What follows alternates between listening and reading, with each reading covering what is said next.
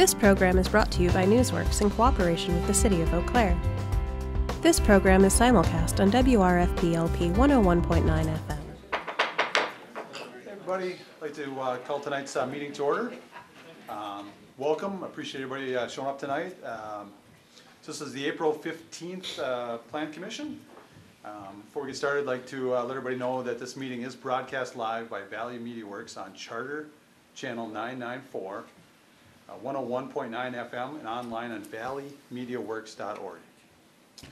The Plan Commission attempts to conduct its public hearings in a relatively informal manner within the constraints that we must deal with the issues before us in an orderly and business-like fashion.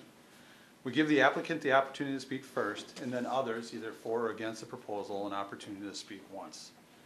We do request that everyone restrict their comments to the issues before us, avoid unnecessary repetition, and be prudent with use of time, please. We want to make sure that we provide adequate time to review all items with equal diligence. With that, let's get going here. A couple of other quick reminders. Please turn cell phones off or to silent. If you're going to speak tonight, we do have yellow forms at the back. Fill them out and then place them up on the counter for Ryan to grab.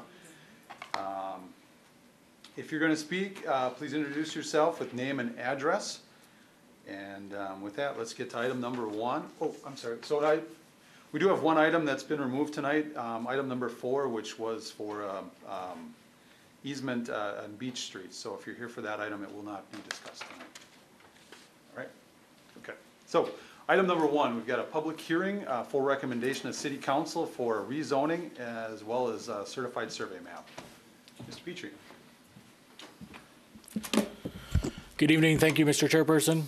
Before you is a rezoning from TR1A to R1 and approval or recommended approval for the CSM on the north side of Seymour Road, east of Andover Avenue. In your packet is the map of the parcel. It's approximately 12.6 acres. It was annexed into the city of Eau Claire in 1986 and never received permanent zoning. Aerial photograph showing the parcel. Notification map of the radius of 300 feet of the neighbors that have been notified, and several are here tonight. There was a sign placed on the property as well. In your packet also is the CSM. The certified survey map does create 3 buildable lots, 1 outlot for future development. The outlot is shown on the map as well. The CSM extends the right-of-way on Access Street here. Creates 2 lots for buildable.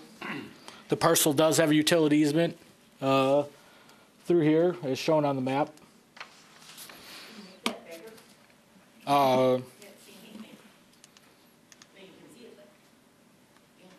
Unfortunately, I cannot. The proposed lots do meet all of R1 zoning district standards, are larger than the typical R1 lots. There is some sloping of the land.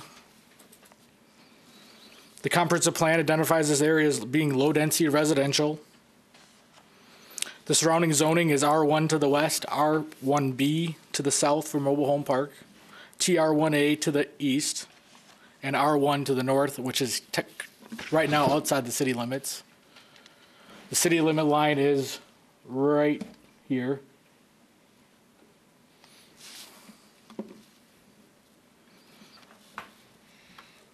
Staff did review the proposal and recommends approval of the request. This item would be heard at the council on April 22nd, next Monday. With that, I'd be happy to answer any questions. Thank you. Any questions from Plan Commission? Okay, I'm not seeing any. Is the applicant here?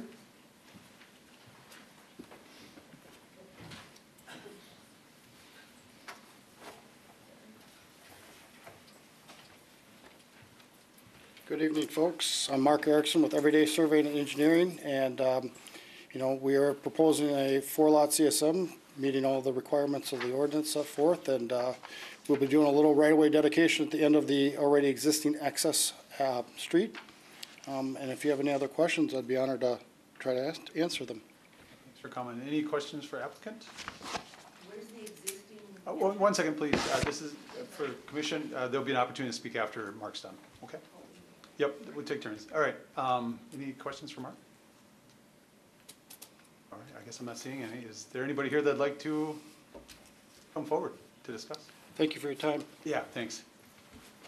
Now is our opportunity, if there's anybody that'd like to come forward and ask some questions, here's your chance. Yeah, if anybody? Yeah, if you wanted to come up front to ask questions, please. We don't bite, I promise.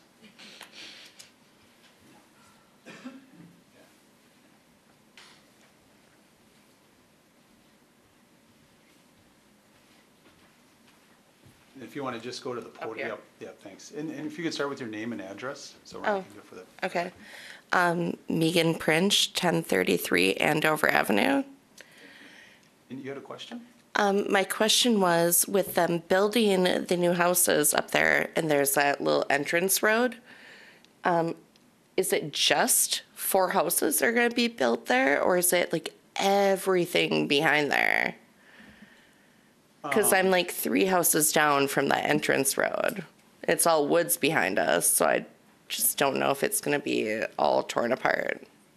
Well, it looks like at this point, they're just adding a cul-de-sac into the right-of-way. And 2 lots off. Not like, because in the map, it looked like it went really long, what they were talking about, where it would be like a lot of houses. All right, maybe you can speak to it, but it looks like there's existing right-of-way that's dedicated. They'll add a little bit of a cul-de-sac, and then there actually is a property that'll be behind the cul-de-sac. So as Greg pointed out, I don't think there'll be an opportunity to go through. Oh, so it wouldn't be like 20 houses back there? Mark, and maybe you can correct me, but it looks like on here that there'll be property immediately behind the cul-de-sac, so you could not go through without those owners dedicating in the future. Oh, all right, thank you. All right, no problem. Thanks. Hey, come on up, please. Oh, Terry. Yellow slips? Yeah. We'll get them there. Brian's good. And name and Hello. address, please. My name is Mike Conway. I live at 1117 Andover Avenue. So there's a power line right away. It kind of runs, you can see it coming out here off of Seymour, and it goes up kind of northwest, I believe. Anyway, how far on either side of the easement or on either side of the power lines does the easement extend back off the power lines? I am assuming that you wouldn't do any development within the power line easement, right? So what's the width of right of way there? For the power line easement? How far back off the power lines would any development be? We're set back 25 feet, which would give enough of the building envelope to create a house pad 25 foot off the power line right away? at the edge of the power line, yes, sir. Okay. That should be to the west, sir. We're doing an offset of the power lines, they run north and south to east 25 feet, which would still make a comparable construction pad for single-family residents. No, the power lines would be synonymous with the east lot lines of 1 and 2.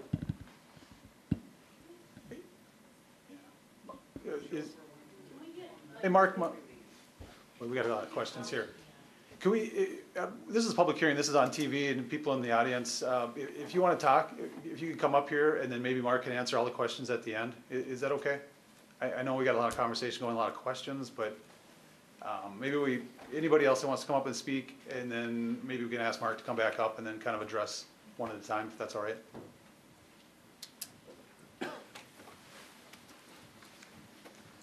Yeah, right up here, and then name and address again, please. So Amy Crownhart, I live at 1021 Andover Avenue, so it's on the east side of Andover, right at the bottom of the property there.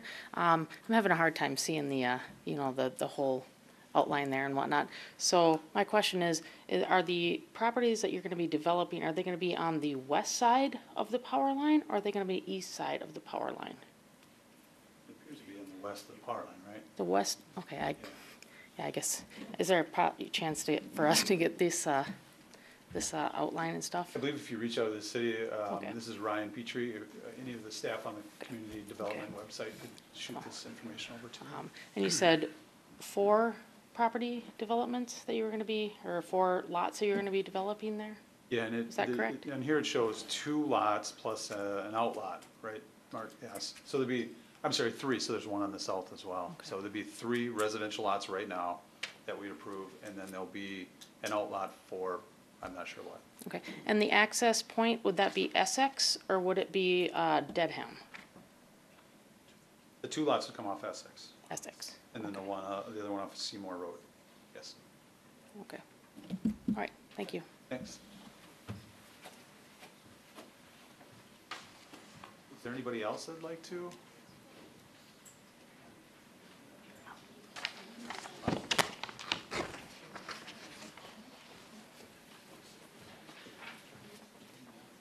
Oh, name and address, please. Susan French, 3614 Seymour Road, Eau Claire, Wisconsin, 54703.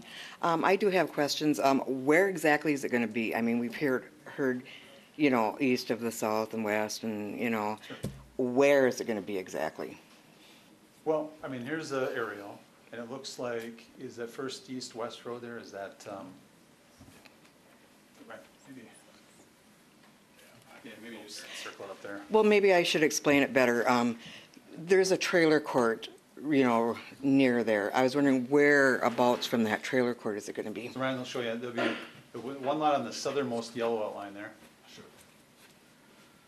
So there, this is where the road's gonna get extended out with the cul-de-sac right there. Be one lot right here. And where is that? Exits is right here, and then it's gonna get extended. The power line corridor is right here. There'll be another lot to the south of there, and there'll be one lot off of Seymour Road right here. Okay, now what about that yellow line right there? That is the parcel map of being rezoned. So this entire area is being rezoned from TR1A to R1 for single-family development. So there'll be one lot there, one lot to the south, one on Seymour Road, and the rest will be an outlot for potential future development, depending on what the developer wants to do. The mobile home park you're talking about is Right there. to the east. One more, this is another parcel here, then it's over to the east farther. Okay, now have they really found out about, you know, that hill and stuff or anything? I'm sorry, the hill. That hill has a lot of history. And I don't think people are really realizing that, you know, or they don't care. And I know the person who wants to build doesn't even live in that area. And we live by the trailer court, and we've seen what happens when we have all these people coming in and, you know, just wrecking everything, you know. And that hill has a lot of history. My grandfather used to work at Nicholson's Dairy up there. You probably don't know about that. And we were told that there's a lot of like Native American, you know, people that lived in that area and stuff. Sure. So, I mean, have they gone through that to see if there's anything, you know, to do with that? I suspect this isn't affecting the hill, it's just, you know, it's the extension of that, and we're talking about three little lots, you know, not going past the power line. So we're not addressing the hill at this point, I don't think, Mark, are we? No, so this is all non-hill area. That's non-hill area? Yeah, what we're talking about right now. Oh, okay. For another thing too that I'd like to bring up, about 5 or 6 years ago, I found a branch or something that fell off a tree, and there was like carvings in it, and it looked like something that a Native American would do. So I think they really should think about that. Thanks. Is there anybody else?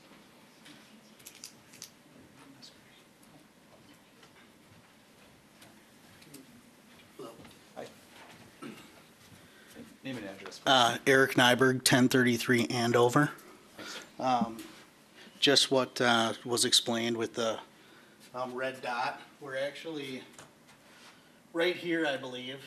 And I think that, like, from what you had mentioned, there's going to be a couple single families that'll be back to back.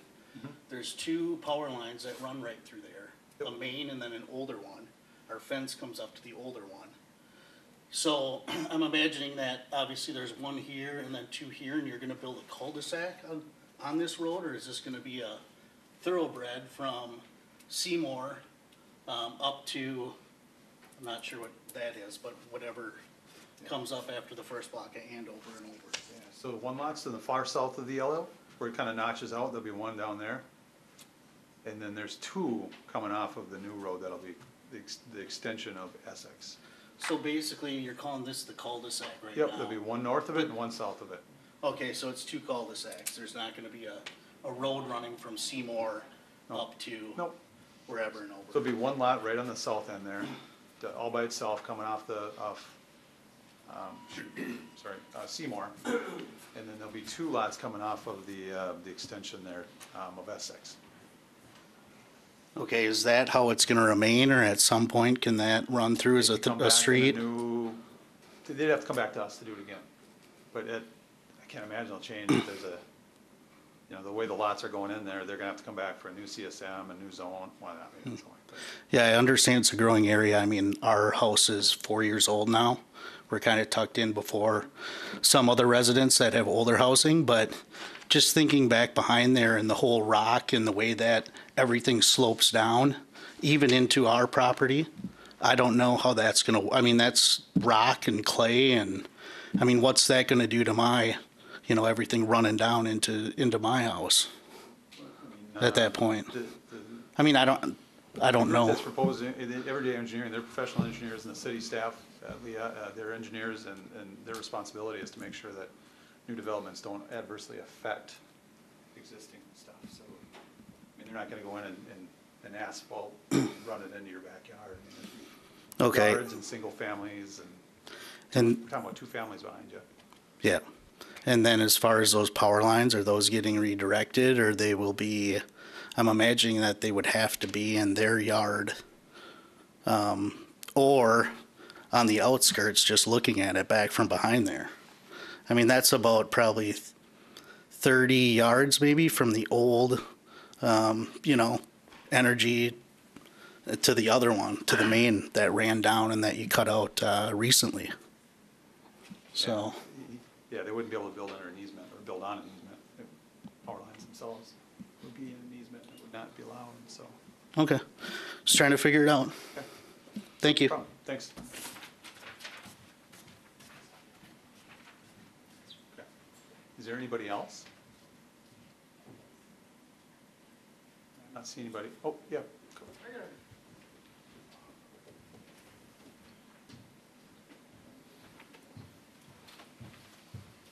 Okay, this is Mike Conway again. Obviously, we're pretty early on in things since we're just looking at rezoning. Is there, you said you have an engineering firm on it. Is there anywhere we can look at the tentative plans or any kind of hydrological engineering studies, or maybe, have you guys done any studies on the riparian buffer there, where you're coming off that hill?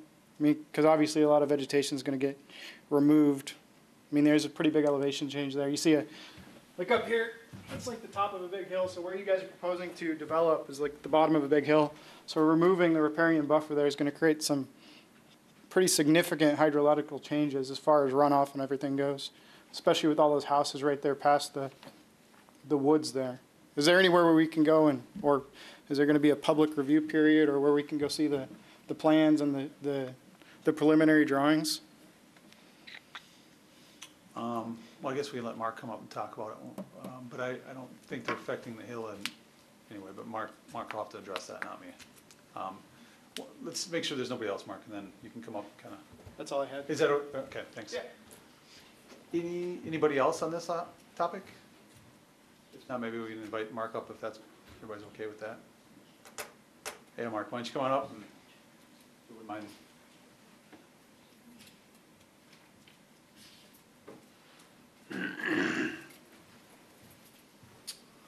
Thank you again. Very, very good questions from the audience and the adjacent neighbors, and greatly appreciated.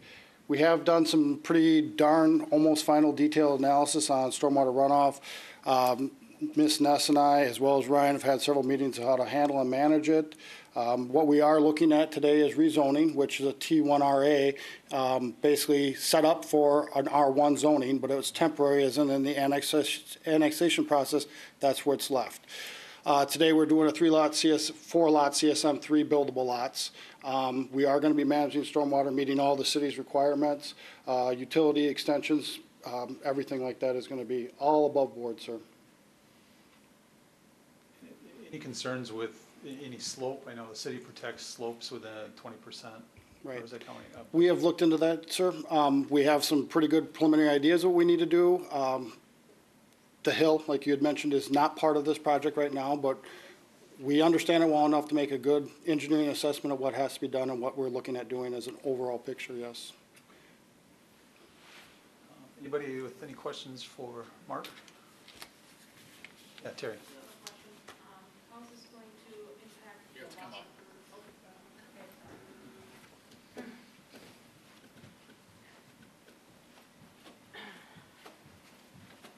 of Amy Crownhart, 1021 Andover Avenue. How is this going to impact the loss of green space? With the River Prairie development and the High Clare development over in Princeton Valley, there's been a significant loss of green space for our wildlife. And this is just one more addition into like the loss of green space. So I'm very concerned about that and the impact that it's gonna have on our neighborhood. Thank you for the question, very valid. Once again, when we get to those points and understanding what we want to do as a proposed plan, when we get to that point, we will meet or exceed all the city standards set forth to preserve what we need to preserve, as well as take care of nature, not to degrade the earth and or, like you said, adversely impacting the adjacent neighbors. And again, we're talking about 3 residential, single-family lots, right? So we're not touching the hill, we're not affecting that.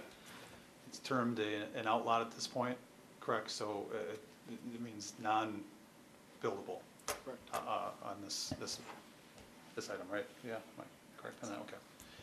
And Terry, I think you had a question from Mark, didn't you? Yeah, do you know the slopes of the hill behind the properties? You know what percentage slopes those are? I don't have it in front of me. We did a topographic survey of the area. We know what we need to do to maintain, restore, stabilize those slopes in those areas. So we have a really good idea. We have not got the quote-unquote engineering final plans done for what would be the SX extension, sir, but they're definitely in the works. So in your opinion, are the slopes behind what you're proposing probably unbuildable or buildable in the future? Well, there are some slopes on the site that are absolutely unbuildable, no doubt about it. Okay. It does come up at a pretty good point in certain areas. A gentleman did have a question about access off of Seymour Road. That will not be possible. So right now, we're looking at a cul-de-sac extension. SX up to our west boundary line is currently a dedicated right-of-way with public utilities extended and ready to be tied onto, essentially. And in your opinion, are the 3 parcels that you're proposing for single-family homes less impact on green space than the 15 that are existing on the east side of Andover Road? That's your opinion, sir. Okay, just questioning that. Any other questions for the applicant?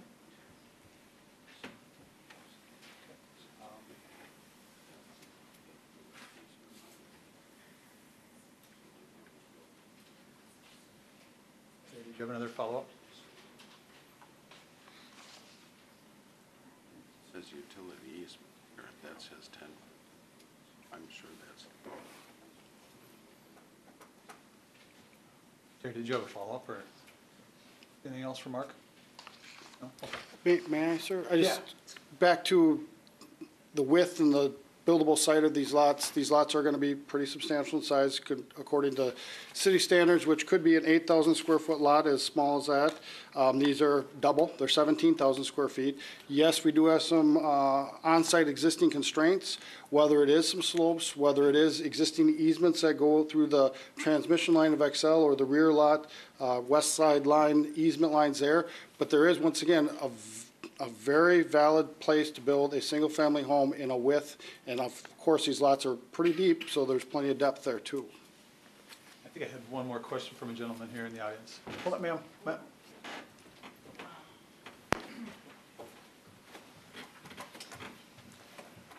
So again, Amy Crownhart, 1021 Andover Avenue. Can you please point out on the map here where you are intending to build these lots? Because I really couldn't see the, Yes.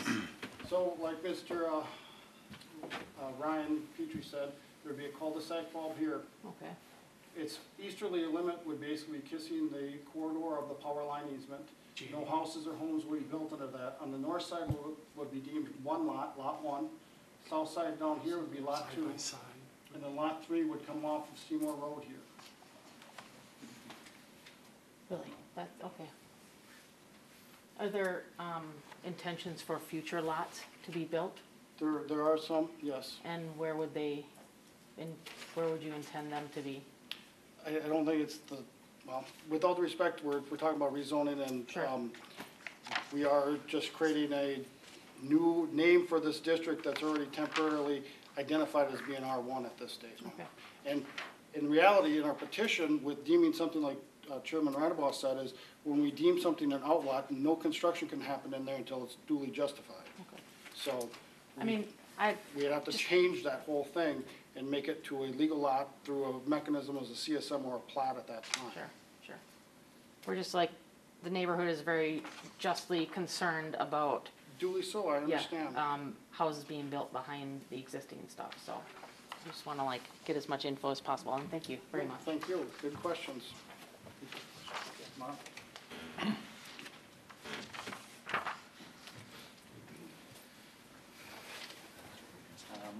Michael Zwinierkiewicz, 1125 Andover. We just built a new house. It's probably this lot right here. And the green space you have here, is that ever going to be developed where the power lines are? Because I believe this is the big power line up on top. That right? is, it's kind of mid-slope, to be honest with you, yes, Yep. sir. To the extent of development, Crystal Ball tells me there's not gonna be a neighbor in your backyard. To the extent of development, we are still working with grading, drainage, routing and stuff like that, so I don't think you're gonna see, I would like to say I'm betting a birthday on it, I don't think you're gonna have a backyard neighbor, sir. Because this basically is the big power line here. Correct, sir. Okay. Because there would, I mean, it'd be almost, it wouldn't be impossible, but to redo the power lines, or that'd be pretty substantial I don't, investment. you're 100% right, sir. Okay, just curious. Thank Yes. you. No, thank you.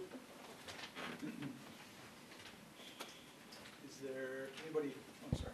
Is there anybody else that'd like to discuss this item? Not seeing any. Any other questions for the applicant from the commission? Okay, not seeing any. Thanks. Thank you. Oh, all right. Hold tight, please.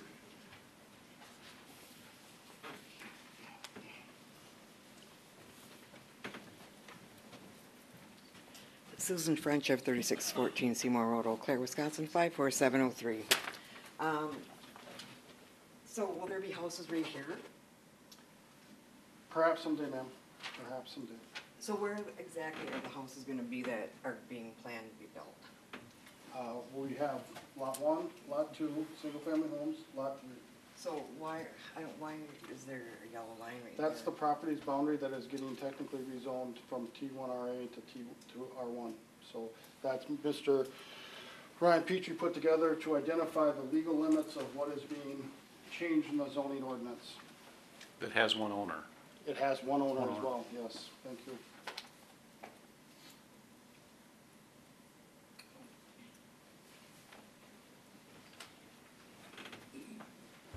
All right, I'm not seeing anything. Mark, thanks. Thank you. Any other questions or comments? So I guess we'd be looking for a motion on the rezone and the certified survey map. Ms. Terry. I'll make a motion to approve the rezoning and the certified survey map. Okay. You got a motion, I'll second. second by Greg. All right, you need discussion from the commission? Let's call the question. All those in favor? Aye. Aye. Any opposed? All right, congratulations, good luck. All right, item number 2, public hearing for approval by Plan Commission, conditional use permit for ground floor residence and a site plan for apartments, and this is 8 South Farwell Street. Thank you. Number 2 on your map used to be the Hope Gospel Mission Men's Shelter across from the library. Currently zoned central business. Before you is a proposal, public hearing for conditional use to allow for ground floor residential in a CBD zoning. This property, like I mentioned before, has been vacated by the Hope Gospel Mission Shelter. There's an aerial photograph in your packet showing the site across from the library, adjacent to the Eau Claire River. Again, the radius map showing the notifications within 300 feet. The site plan is also in your packet provided by the applicant. As you note, there's 14 stalls proposed along the Eau Claire River that are existing. Bike storage and dumpster enclosure is proposed as well. Floor plan in your packet as well. As you enter the site off of Fowler Street is on the right side. Enter here. They are proposing ground floor, again, residential units and second floor apartments. Currently, it is vacated by the Hope Gospel Mission. The proposed reuse of the building would be a 14-unit apartment. First floor shows 7 units, 8 bedrooms. The second floor shows 7 units and 9 bedrooms for a total of 17 bedrooms. The applicant is also requesting the opportunity, potentially in the long-term future, to put 2 additional units in the lower level. He also notes on the floor plans, each unit will have a bedroom, a kitchenette, and a bathroom. The narrative also describes it will be furnished by the owner. He would like to potentially have the option to have some as short-term rentals less than 30 days. This would be a permitted land use in the downtown. Hope Gospel occupied the building as 42 beds, mostly on the second floor. The first floor was mostly used for dining, office, community, and activity space. Again, what he's proposing is the first floor would be a transition to residential dwelling units with a community lounge space. The applicant is working with the engineering department for a trail extension from Haymarket Landing Building across and down and past the library. He's currently working with the applicant, staff is. Site plan, as noted, has 14 stalls. The required parking would be 15. The Plan Commission would have to approve it. The narrative does describe the detailed prime location in downtown, and some tenants may not have cars or be reliable on cars. Also, the applicant did provide an old photograph of the building, what it looked like in the 1920s. With that being said, there is a letter in their packet with a couple of conditions. If the Plan Commission does find a compliance with the general provisions of code, should approve the request. With that, I'd be happy to answer any questions. Ryan, any questions for Ryan? Jeremy. Thank you, Mr. Chair. Thank you, Mr. Petrie.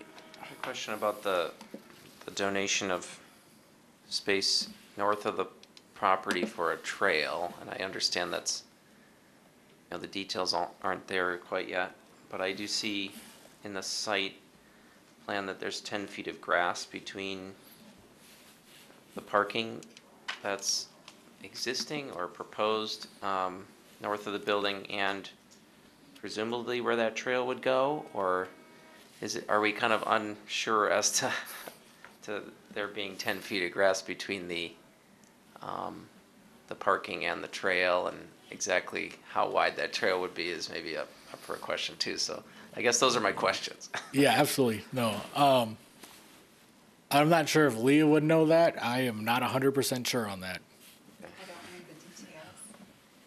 I don't have the details on the location of the trail right now. I know we're working on the grading and how we will, I do know that we will need some retaining walls through that area to place the trail, but have not seen the final design yet. So as a follow-up question, has there been discussion yet of the width of the donation of land, or for the desired width of the trail ultimately on the city's behalf? I believe there has been discussions. I have not been a part of those discussions and don't know the details. Okay. Thank you. Any additional questions? Yeah, Terry. As a follow-up to that, would the possible trail through there impact the parking in any way? Do you know if No, we're working with the applicant and the consultant who is doing the trail to use the dedicated land to construct the trail, and the parking will remain similar to what it is my understanding. Okay. Yeah, Eric. Thank you. Just looking at an aerial here, it looks like there's actually parking stalls on the rear, to the rear of the building, or the west end of the building. It'd be like directly south of where the trash enclosure is. Those stalls, they don't belong to the property owner, or? No, my understanding they do, but they are not proposing to use those at this time. Mr. Larson, you're talking about these stalls right here? Yes, yeah, that's got Yeah. the property line on it, Yeah, so the property line runs this way, but I'm not sure what the space is. The applicant may know that, but at this time, they're not proposing that as the parking for this site. Okay, thank you. My recollection from a previous attempt to develop the site is that parking in that manner would require driving on the neighbor's parcel. Yep. And it would require a fairly well-developed cross-access agreement. That's correct. And if that's not likely to happen in this circumstance, that would have to be the drive path from the alley. And so it wouldn't be possible to park and drive in the same place. Yeah, that's correct. Is that your comment too, Terry? Same thing. Okay. Any other questions for Ryan? Oh, Terry. Where's the line between a motel and short-term housing? Per the definition, transient guest is less than 30 days, so that would be a hotel. Anything over 30 days, that would be an apartment building. Okay. Per the zoning ordinance. So what they're proposing here is not a motel, so most residents would stay here 30 days or more. That is correct. Okay. Is there any enforcement on that? Very difficult to enforce that. Okay.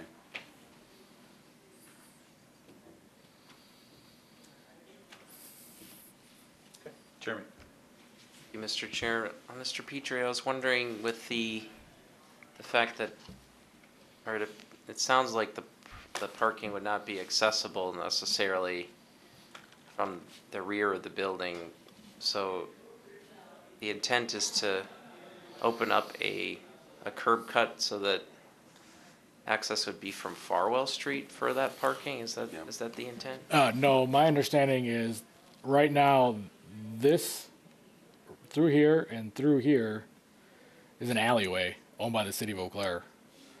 So my understanding, and the applicant may clarify, my understanding is you would turn down here and then turn up, not crossing this parking lot, and then access the parking, or come from Eau Claire Street between the State Theater down and then through. That's my understanding. Okay, thank you. Other questions? All right, I'm not seeing any. Thanks, Ryan. Is the applicant here? Oh, yeah, come on up.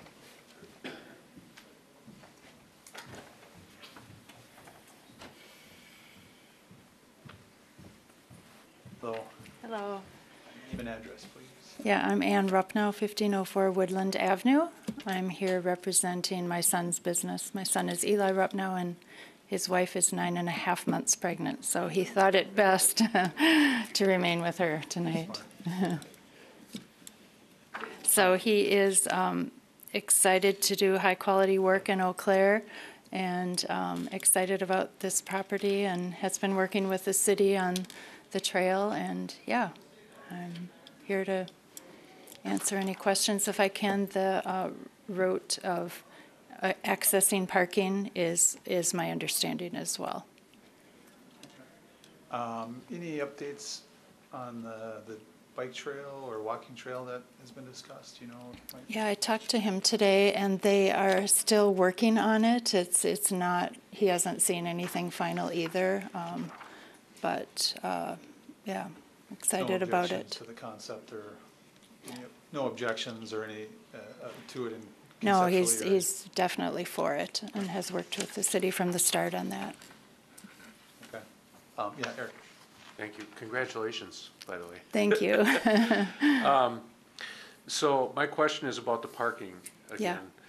If there was an easement of some kind to allow people to drive through that other parking lot into those parking stalls, is that what's preventing Eli from using those parking stalls right now? Yeah, it is the current arrangement that prevents that, but Okay. it doesn't look like there would be a change to that. Okay, thank you. So he's, working within that. Any additional? Yes, Tina. Thank you. With the proposed parking stalls, I'm not seeing any of those being accessible, are they? Handicap accessible? I don't believe so. And are any of the units in the building? There will be accessibility, but I don't believe any units are designated as such. Unit number 8 on the plan is marked as ADA, and Oh, with a building with an elevator that would provide someone to enter, use the suite and get from place to place.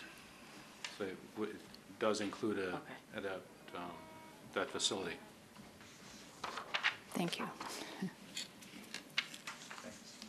Any additional questions? Yeah, Terry.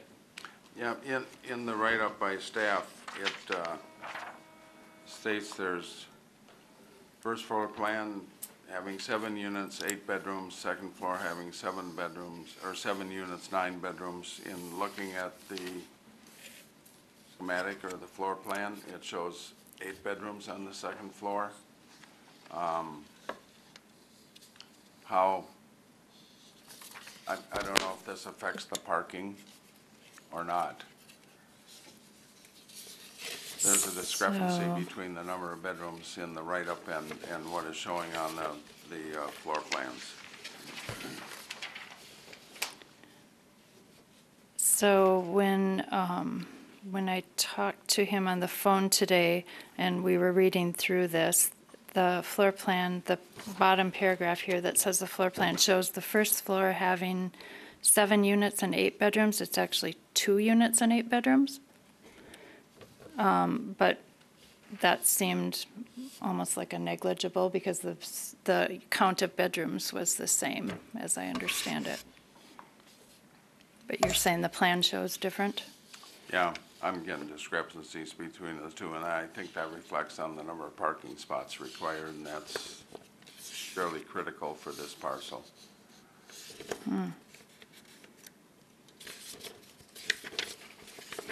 So what would be a rectifying thing for that?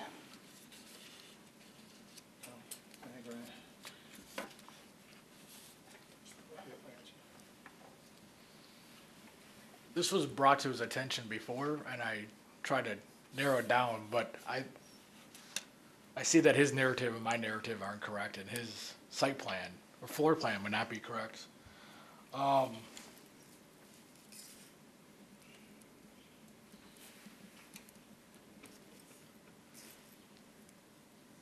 That isn't, I don't know what you can do.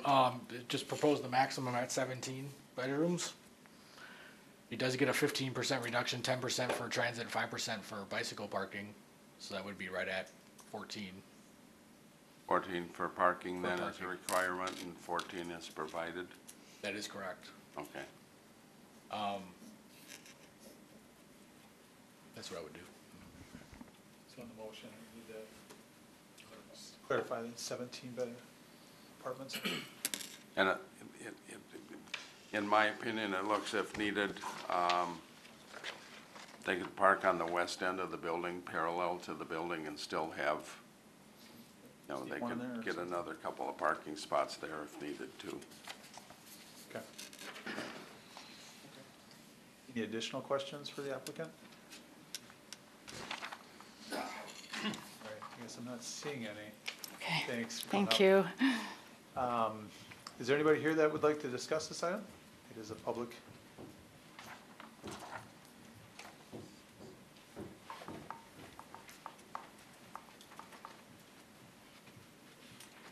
Sharon Hildebrandt, 426 Summit Avenue. Am I to understand then that the parking is on the riverside between the building and a pedestrian bicycle path? Is that correct? Okay. It is between the building and the river, but then there'll be a path between the parking and the river. Right. Is what we're expecting, I guess. And I guess just generally, I think this is something that the city of Eau Claire has problems with. We tend to take the most beautiful asset the city has, which is its riverfronts. And whatever development we do, we seem to have to wedge parking between it and that beautiful asset. I think at the Lazy Monk Brewery, it was going to be on the river. First time people were so excited, wow, we're going to have this brewery, possibly a restaurant in the future on the river. Except we have to have parking. Creatively, the 8 to 5 jobs on the west side of that building with an empty parking lot, that's a state building and other offices in there, clear out, renting those parking spaces rather than building a parking lot between the brewery and the river. Just a thought. I'd like to see this reconsidered as well. Put the parking on the west side, if it's at all possible. I don't know who owns that lot there. Do you know? The owner's not in favor. Not in favor. It just seems that we do this over and over again, and I'd like to see an alternative to that happening and repeating itself. We have going for us. If any of you saw the John McGivern show a few nights last week, I believe it was The Visit to Eau Claire, the river's emphasized. This is what we have. This is what we do best. It's just here. We all enjoy it. But to put a parking lot in again at every single development that happens, we do this over and over. I'd like to see that change. Just saying. Thank you.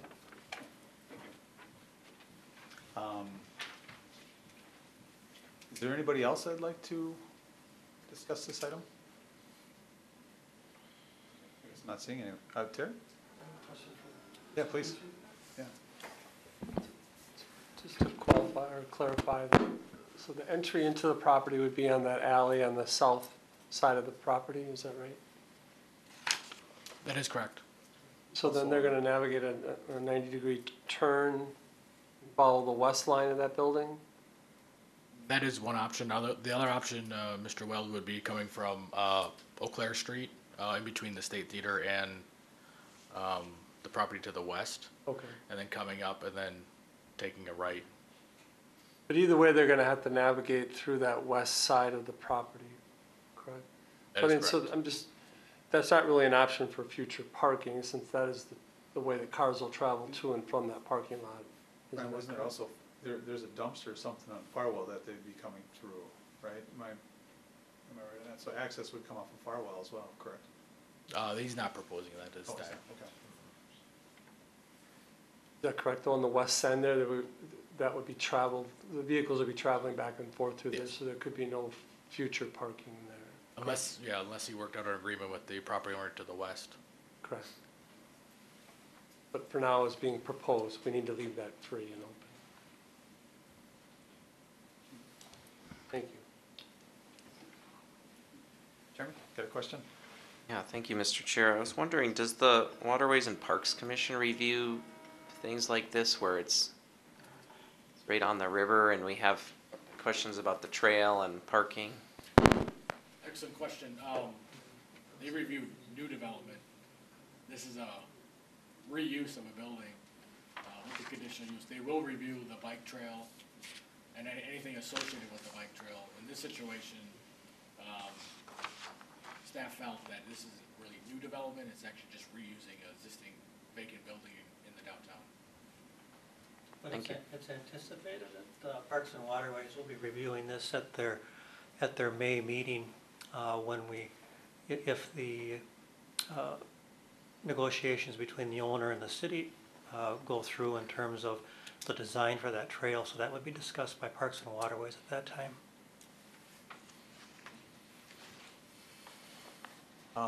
We do not have a motion yet, so I guess we'd kind of be looking for one if we want to continue. Yeah, James.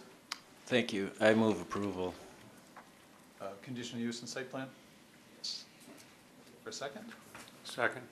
Terry. Any additional discussion on this one? Yeah, Jeremy. Yeah, thank you, Mr. Chair. I am hesitant about this because of the opportunities we've lost along the river in terms of, creating more green space. And I'm somewhat concerned about how much width we're going to have on the trail. It seems like we're going to have to take down those trees for one thing in order to build a retaining wall. And then we don't have a really firm idea of how wide of a trail we'll be able to build in it. What I do appreciate about this project is that it's, it's keeping the number of parking spaces total to a minimum, like the absolute minimum according to our rules as they stand today. So I am willing to support it at this juncture, but I'm a bit concerned about just being able to fit that trail in. So I do hope it goes in front of Waterways and Parks Commission and we're able to find a solution. Sounds great. Craig, did you have a comment? I was going to say that I thought it was a valid point to discuss that there is no designated handicap stall. And typically that would be expected for a building that has handicapped use. I don't really have a clear idea where you would fit it in or stripe it differently. As Terry mentioned, if a car can park parallel to the west end of the building and leave the driving lane open, the possibility is there to configure the parking under direction of the city staff to include handicapped accessibility.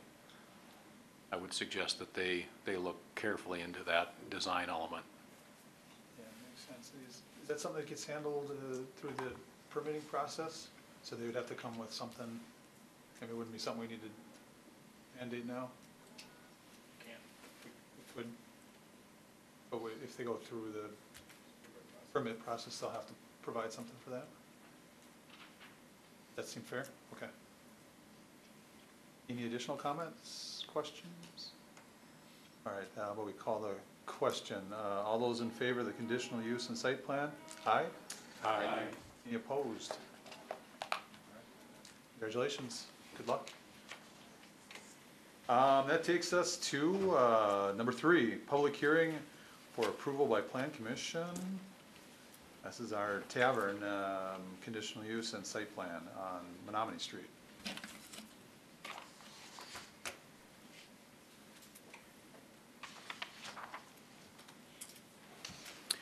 Good evening. James and Christy Robecki are requesting a conditional use permit to allow a tavern in a C2P district for the property zone that's located at 1004 Menominee Street. This is number 3 on our overview map shown right here. This is the location of the property here with Menominee Street, Water Street that comes down this location here, and then 10th Avenue located right here. And then on the aerial, again, the property located right here with Water Street coming down to about this point here, Menominee Street. Menominee Street over on the east side, that actually stopped at this point. The Menominee Street right-of-way is still platted in this area here, but there's a former parking lot in that location here, so the actual street does not go through. Hobbs Ice Arena is located to the southeast, residential, commercial here, a mix of residential to the north, the dental clinic to the northwest, and then the redevelopment property to the southwest in this area right here. The floor plans of the building elevations and site plan for the tavern are included in your packet, and I'll go through those in a little bit more detail.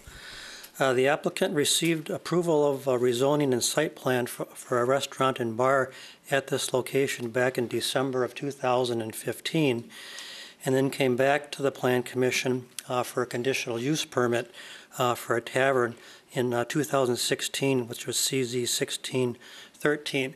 At that point, he had made a determination that the facility was going to be more of a tavern rather than a restaurant, in terms of more than 50% of the sales were going to be related to alcoholic beverages rather than food, whereas his original proposal that went through with the rezoning and the site plan felt that it was going to be more of a mix of food with a little bit less for beverages. So we came back with that conditional use permit in 2016. That was approved by the Plan Commission, but it was not initiated, and within 1 year, since it has not been initiated, then that conditional use permit is no longer valid. The applicants have now submitted a new proposal and site plan to convert the building into a tavern. The applicant narratives notes that the size of the building, particularly the small kitchen, will make it difficult for the building to function primarily as a restaurant, although in their narrative they do indicate that food will be provided.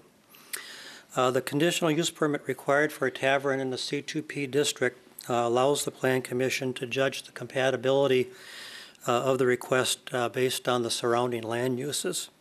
The Plan Commission should consider the general provisions included in our zoning code in section 183540 in making this determination.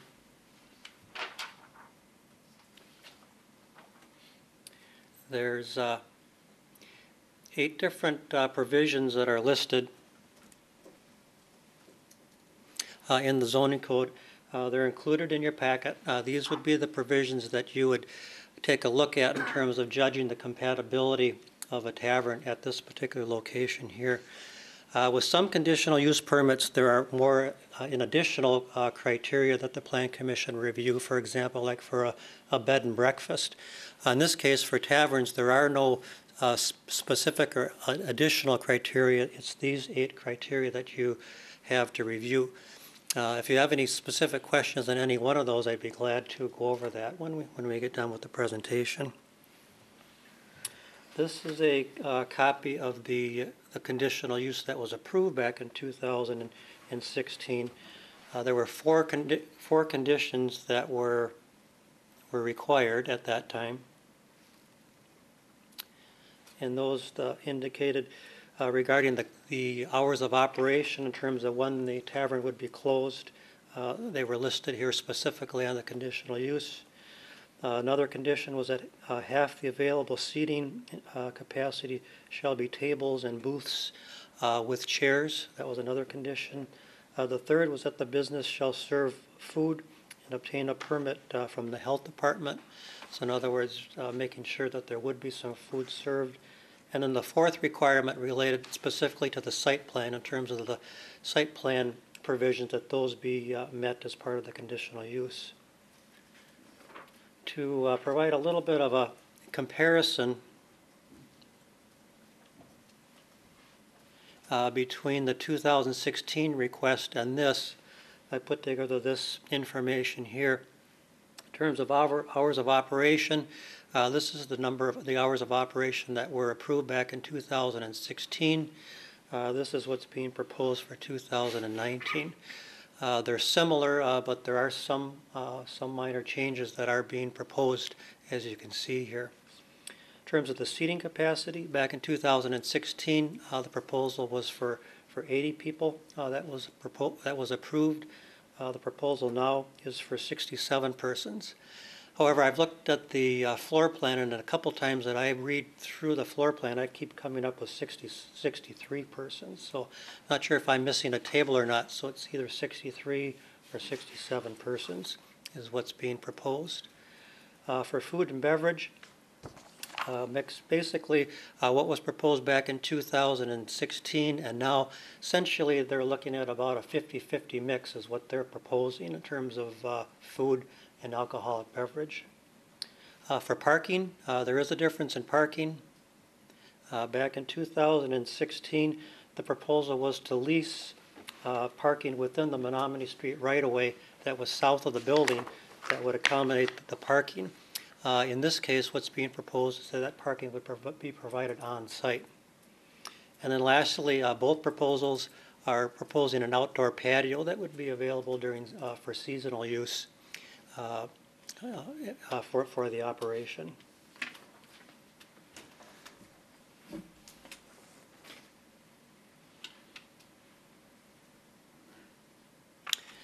In terms of the site plan itself, with the seating capacity of 67 persons, the parking requirement is 20 vehicle stalls. That includes the 10% reduction allowed for the transit route. The site plan does show 20 stalls being provided to the west of the building and then to the north of the building. This is the building footprint located right here with Menominee Street, 10th Avenue, and then Water Street located over here. Access is shown with the 24-foot driveway access on the west side of 10th Avenue located right here. That would be approximately 60 feet south of the Water Street, which is in addition to an existing curb cut right here, a 22-foot curb cut that's shown primarily for deliveries. And then finally, there's a third access, a 24-foot curb cut located to the south that would be off of Menominee Street right here. The proposed new 24-foot curb cut located right here on 10th Avenue is within the intersection functional area and does not meet the minimum corner clearances outlined in our transportation plan section of our comprehensive plan, and therefore this would not be permitted. The staff would allow maintaining this existing 22-foot curb cut located here, which is further away from the Water Street intersection. So parking will need to be reconfigured in some way, not allowing this curb cut, but allowing this curb cut right here. And that would be one of our recommendations, is that if this comes back, that there would be a revision required for the site plan so we can see that revised parking. Bicycle parking is not shown on the site plan, and that would need to be provided on a revised site plan. Patio area shown to the southeast, located right here. This would be the outdoor patio. And then the screen trash enclosure is located at this location right here. Lighting is not shown on the site plan, and that will need to comply with the city's exterior lighting standards. 2 ground signs are shown, one located right here, one located right here. The signs would be reviewed with permit. Both signs potentially could be allowed if the signage is placed only on the street-facing portion of the structure. So that's something we'd have to look at when the permits come in. The sidewalk, the plan shows sidewalks on the west side of the building and the north side of the building, located right here, that provides pedestrian access out to Menominee Street and then over to 10th Avenue here. It is recommended that a pedestrian connection be provided from the northwest corner of the building, located right here, that would extend out to the Water Street sidewalk located right here. The site plan does show sidewalk and curb and gutter proposed along Menominee Street, extending from 10th Avenue over to Water Street in the area that was previously used as the parking. Let me just kind of show. When I refer to the previous parking, again, this is the building here. This is the previous parking lot. The south portion of this used to be leased by Student Transit that was located down here, and the north portion was used for this building here. Back in 2016, when the conditional use permit was approved for the tavern, that allowed for 20 stalls for this whole parking lot to be used here. So what's being proposed now is that this curb will come along here, so taking out this parking here, and then that driveway will be going into this location here. So this configuration is going to change based on what's being proposed for the site plan.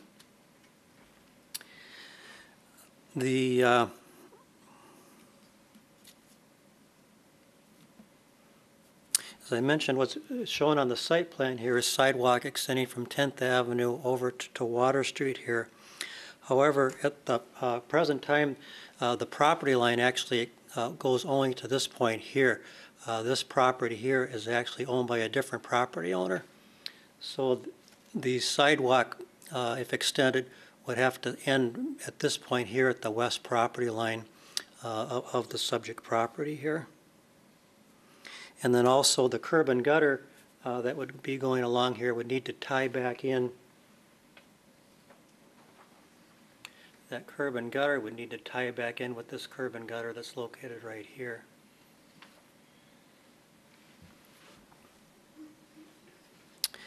The landscape plan shows street trees around the perimeter of the parking lot and along the east and the south side of the building. Actually, street trees actually exist within the boulevard along Water Street, with the exception of one gap that's located to the northwest of the building. So kind of right about in this area here, there's actually a gap in the trees that are along that particular area. So it's recommended that one tree be planted in the boulevard to fill in that gap located kind of about this area here. And then low shrubbery and ornamental plantings be placed along the perimeter of the parking lot along Water Street inside the sidewalk. So those low shrubberies would be placed in this area along here. In addition, it's recommended that foundation plantings be placed along the perimeter of the patio, located over in this area here, and then to the northwest of the building near the ground sign, up in this area right in here. It also should be noted that there are several discrepancies between the drawings for the floor plans, the site plan, and the building elevations that will need to be corrected.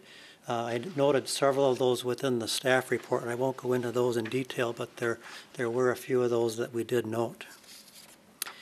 Regarding drainage,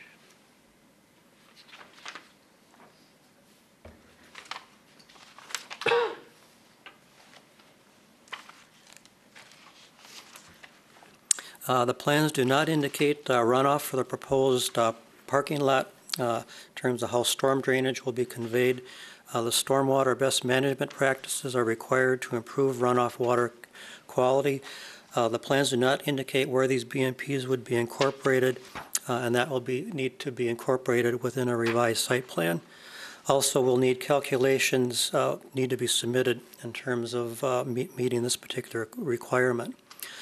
Traffic, the expected traffic generation is approximately 325 to 400 trips per day, with 35 trips occurring during the peak hour. This is based on the square footage and the seating capacity of the proposed tavern. The additional traffic will have minor impacts on the existing system, which currently has a volume of about a little over 7,000 vehicles per day, so there's not an issue with the traffic generation. One of the main access routes to the development will be from the intersection of Water Street and 10th Avenue, which would be right here. Due to the curve of Water Street to the south at this location, as Water Street comes south here, there are some visibility issues at this particular intersection here, particularly for people that would be taking a left-hand turn.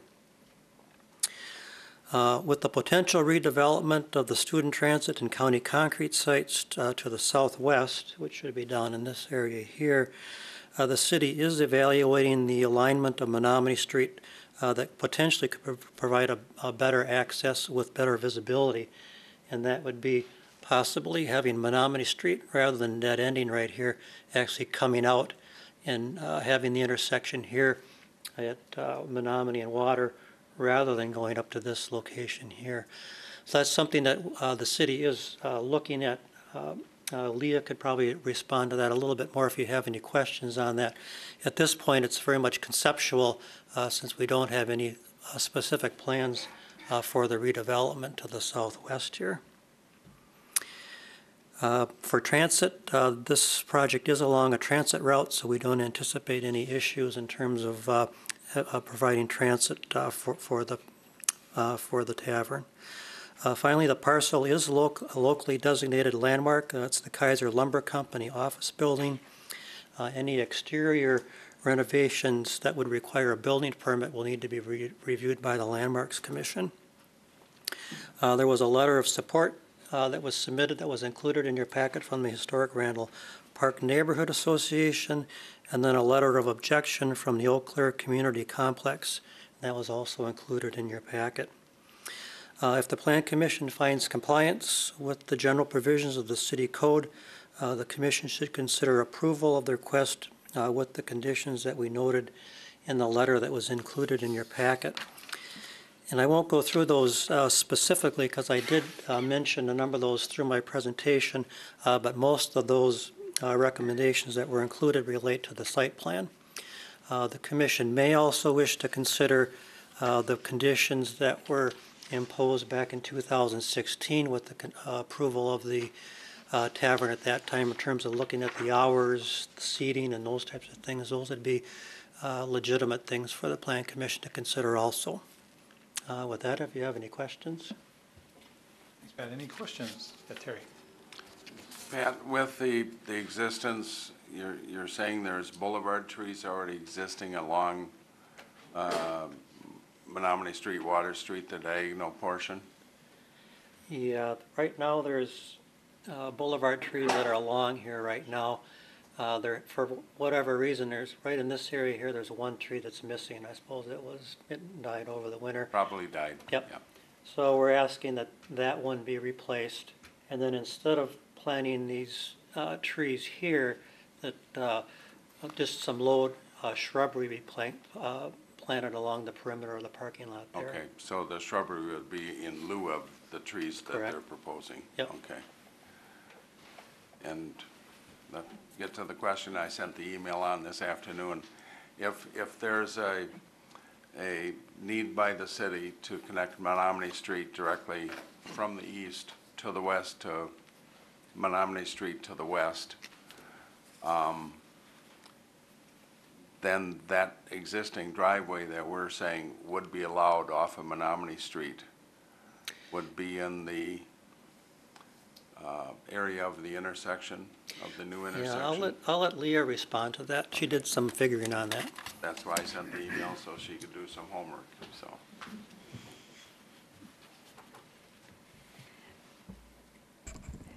Okay, so the intersection influence area is the area that maintains the queuing of traffic at the stop sign or along the corridor of Water Street here. Right now, you can see there is an existing driveway very close to the Water Street 10th intersection.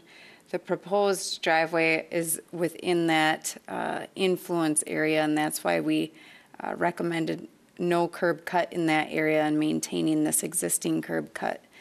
The other proposed access point to the business is approximately 120 feet back from a potential future intersection. If we were to find that this was in the influence zone, should an intersection be placed west of this existing and this closed, we would allow for an access point again off of 10th. And entrance to their parking lot would just change from one location to the other, and basically the circulation within would still work well for them. Correct. Okay, thank you.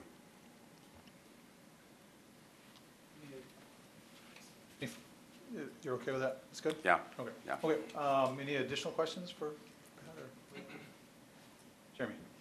Yeah, thank you, Mr. Chair. I guess there's the question about the future of this Menominee Street going through, and obviously there's a lot of other future development potential over here.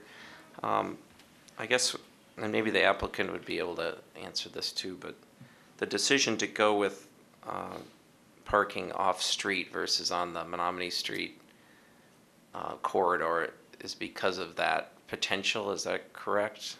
Or how did that decision play out from your perspective? I'd have to leave that question to the applicant. Okay. Thank you. But I guess I would point out that this proposal where it's on-street on-site parking, that does address that issue in terms of if this section of Menominee Street did extend through here, under the old proposal back in 2016 where this parking lot would have been leased, that could have been problematic for us to try to extend Menominee Street over here. By having it on site, that partially addresses that problem. and a follow-up to that. But the parking that's on the south side of that Menominee Street corridor, that would remain, but the parking on the north side would be turned into a sidewalk with a boulevard, right? Well, what the proposal is that the curb line would be extended in this area right here, and the new driveway would be located about in this location right here. So we would require, at least at this point in time, we would require that with this new curb that's being proposed, that tie in with what's existing here right now. Again, if things develop in the future, that might be all a moot point if this is actually going through here. But we would be requiring the curb and gutter, and then there would be a sidewalk along this section of the south side of the property. Gotcha. That's my follow-up to the follow-up would be, I believe that on the south side of this Menominee Street corridor, there's parking that faces to the south as well, correct? Where that may still be in place? Yes, you mean here? Yeah. At this point, there aren't any plans for changing that, so that would remain. Okay. Thank you. Jerry. Thank you, Mr. Chair. Mr. Ivory, my memory serves me right, and it may not serve me right. In the first meeting, the neighborhood kind of generated the hour concern of the hours that were set for the bar and restaurant. Do you know, I didn't see it in their letter, but was there any discussion with the neighborhood, are you aware of, in regards to the hours of operations with this establishment? I'm not aware of that discussion at this point. We do have a representative from Randall Park here, and they could probably answer that question. All right, thank you. Anybody? Yep, Terry. Just a clarification, Pat, the Menominee Street extension west of 10th Street, that is public right-of-way? Yes, yeah, this is all right away here. Okay.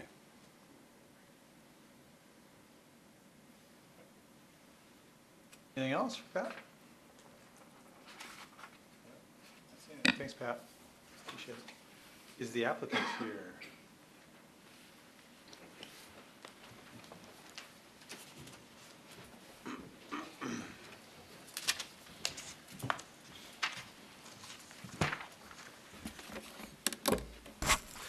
Good evening, Mr. Chair, members of the Planning Commission, staff. My name is Brian Nodoff.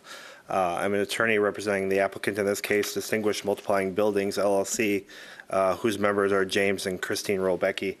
My business address is 526 Water Street. Also present with us tonight is Christine Robecki, seated in the back. Christine will be the primary operator of this business. James will play an ancillary role, as she described it to me. Christy has a extensive background in the food and beverage service. She has 7 years of experience doing everything from waitressing, bartending, to front-end management. So basically everything but physically cooking in the kitchen. Her 7 years include stints at Boston's, Buffalo Wild Wings, Shenanigans, and Dooley's over a 7-year period. Most recently, she's been doing an office position, and then James and Christy recently had their first child. They're in the process of adopting a second one, which at the time the 2016 application came in, it was designed where Christy was not going to be involved. And since that time, and they started their family, she said, this is something I really want to do because it allows me to do the equivalent of working either a full or a substantial job, but having the flexibility of the children, which she wouldn't have in her current position. So that's really one of the reasons, one of the changes in terms of how they are doing things this time, and I'll get into a few of those. Also present with us tonight is Robert Johnson, who is the architect on the site plan and the building interiors. When James came to me a year ago, I had not represented him previously, and To be honest, this is a project that gets development attorneys excited because most of the time we do kind of run-of-the-mill things, and my wife's a district attorney and she said I'm a development nerd because I look at this property and this sort of fits every challenge you will ever see in development.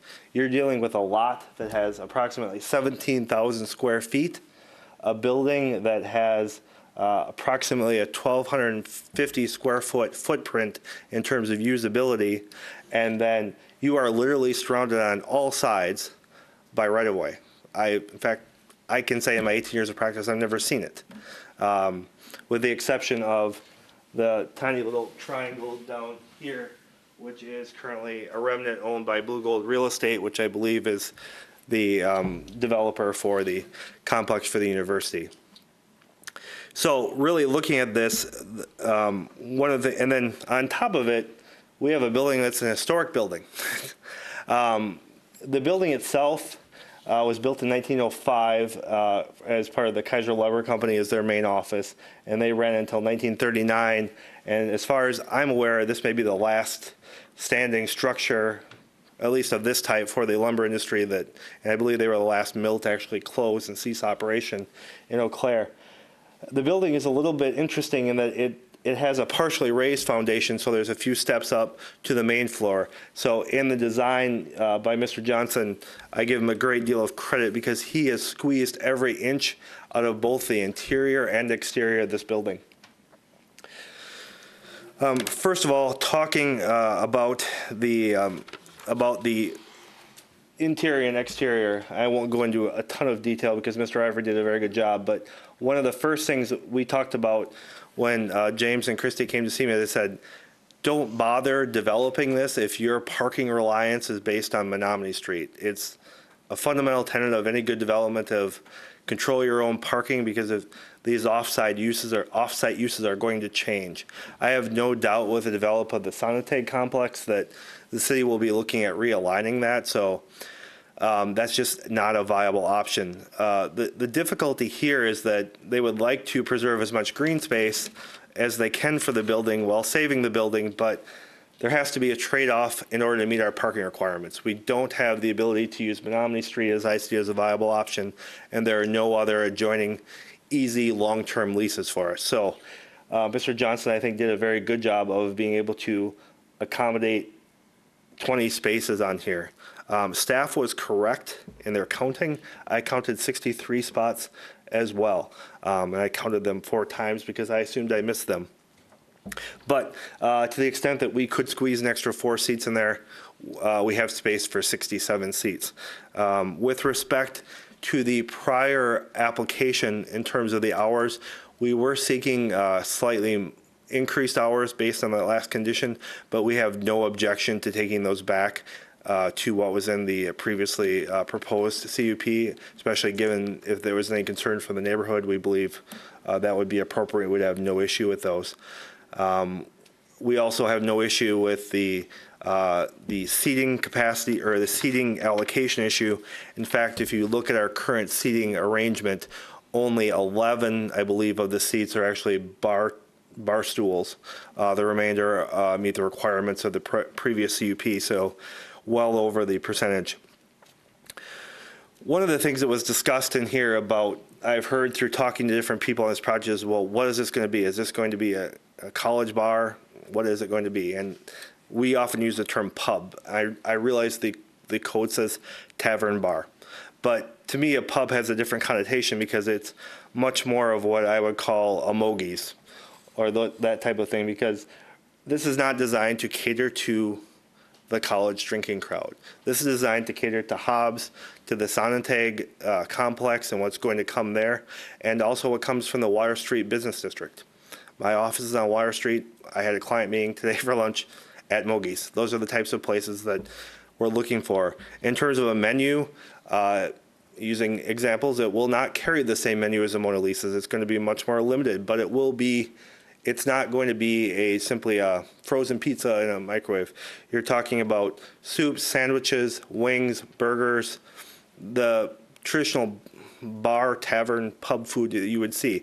It's a place where families are going to stop, take their kids to Hobbs before or after and stop and have a meal with their family. There may be a few people having some drinks at the bar, but it's designed to be a place where I would be comfortable taking my children in there as well. We looked at, in terms of developing this, the first priority was to save the building. There had been previous discussions about tearing it down. That's just something they don't want to do. This building has been owned for at least 2 generations by this same family. Most recently, they used it as a student apartment type facility. That is not its highest and best use, and I don't think that is doing any service to the neighborhood. You're also, previous to that, I believe, was a retail type shop before that. Looking at what made sense here, it didn't make sense to go to a student housing facility. The square footage is small, and it's not the highest and best use for something that will have a prominent place currently and then in future development. So that was really out. Looking at office space or retail, to be honest, given the cost of the building and the land, those square footages just don't work. They're too limited in terms of what you can get as a return, and really what is it? It just doesn't fit the intended need there. And really we kept coming back to this need, and it really fit the family in terms of its highest and best use.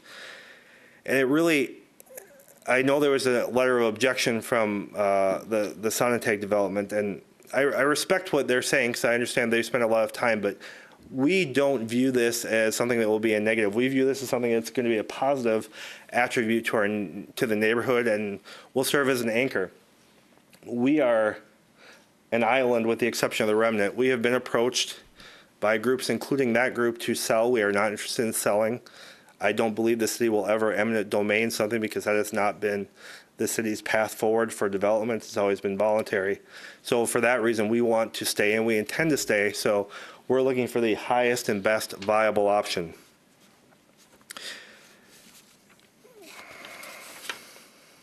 As I said before, we're very fine putting the hours back to the requested options. There were a few questions about discrepancies in plans. One of them was noted to be a window on an exterior, looked like it existed on the interior, it did not. Those issues are still in flux in terms of interior designs. There are methods which, even if we want to cover a window from the inside, it can still remain on the outside. So it's not necessarily a discrepancy, it's an issue that is going to be worked out internally. It's not a CUP issue. I would argue it's not a site plan issue either, but something we will work out. It would be very relevant for the Landmarks Commission to address those issues in the future.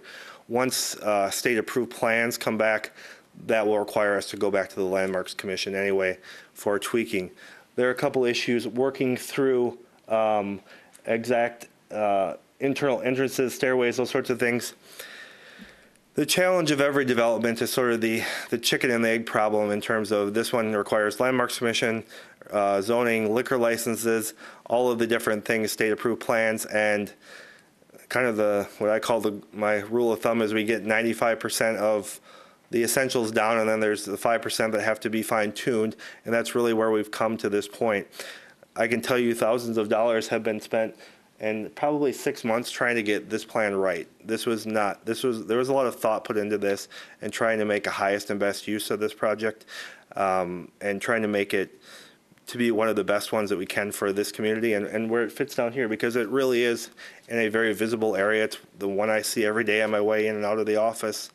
And we think this will be a great asset and a way to really not only save this building, but bring this building back to life, because time has not been kind to this building from the respect of through streets being reconfigured in, I believe, 1999. The front of the building became the back and vice versa. It sort of lost its identity, and this is one of the ways we believe we can bring that back. With respect to this project, we believe, this is the highest and the best use of this location. It's a complement to the neighborhood. It places the historic building back into service while preserving its character and history. We believe the request meets all the elements of the code for the issuance of the CUP, and we respectfully ask for approval of the site plan and CUP with the requested recommendations and the change of the hours to the slightly more restrictive version that was in the 2016 application. Mr. Chair, just as a clarifying question, For site plan modifications as discussed here, should it go through, would that be done as administrative or would it require it to come back? That's subject to the plan commission. Okay. We've done it both ways where they can condition the site plan that these different things be done and then we administratively approve it. Or the plan commission can require it come back for their further review. Okay, thank you. Let's see what we got. I think all the changes we discussed tonight are in that letter in the packet, right? Correct. So if the planning commission is, says that, you know, it's conditioned upon the staff recommendations, then, you know, they have to come back and administratively. Understood. Thank you. We talked about the drive aisle off on 10th being closed off. Is that okay? It's certainly something we can live with. One of the questions I had for staff was, were they requesting that we simply eliminate it or that we reconfigure it to allow an access through the one that's currently marked deliveries? That's something that we'd want to sit down with you and talk Okay, about. either are options. Okay, no, we're flexible, and again, this site is unique and we're open to any safety improvements that the city would look for. Any questions for applicant? Jeremy, look, you got something. Yeah, thank you, Mr. Chair. Mr. Nordoff, was there a consideration made to save the 2 mature trees on the south side of the building? I understand that there are 2 large trees there. Yeah, I can tell you is that based on what I know of being on the property, I think under the current design, unfortunately, they would not survive. And it's a struggle, I will admit that. But trying to find the trade-off of, our thought is ultimately we save the building and improve the building, and then over time we can try to grow some of that back. It's you know, we don't want to take those down, but we feel we've done what we have to do to make this a viable operation. What's disturbing is least that we can. I mean, we would like to be able to do all on-street parking, but that just simply isn't allowed. Thank you. Any additional questions, applicant? Not seeing. Thanks a lot, Counselor. Okay, this is a public hearing, so if there is anybody here that'd like to discuss this item, now is your opportunity. Anybody? Come on up.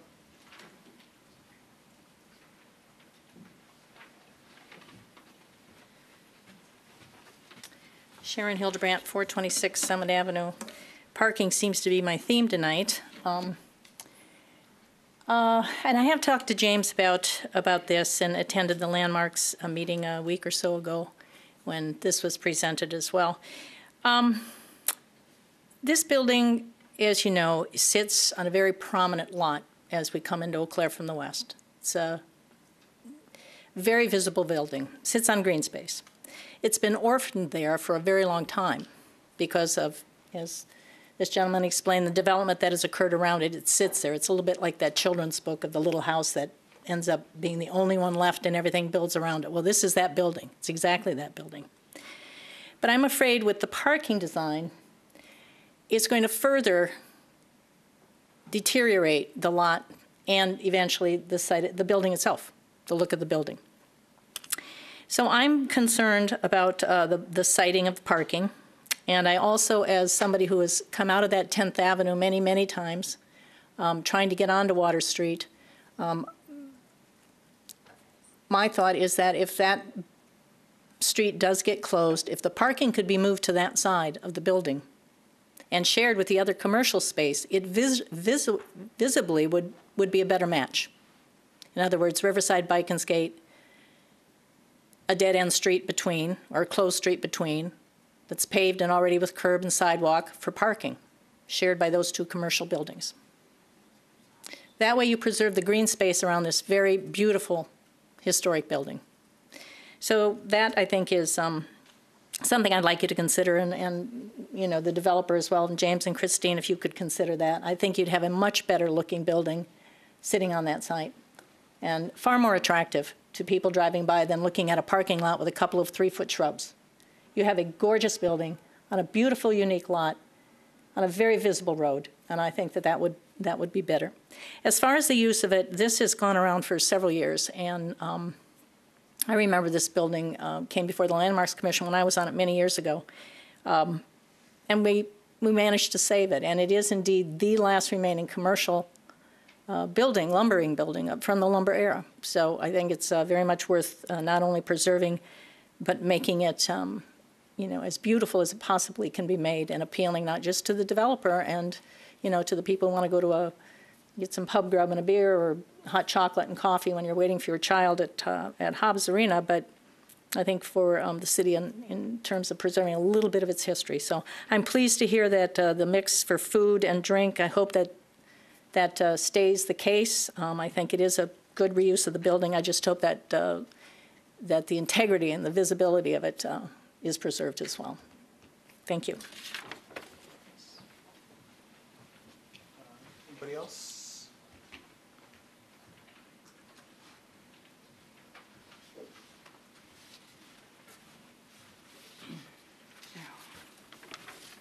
I think I'm the only one that.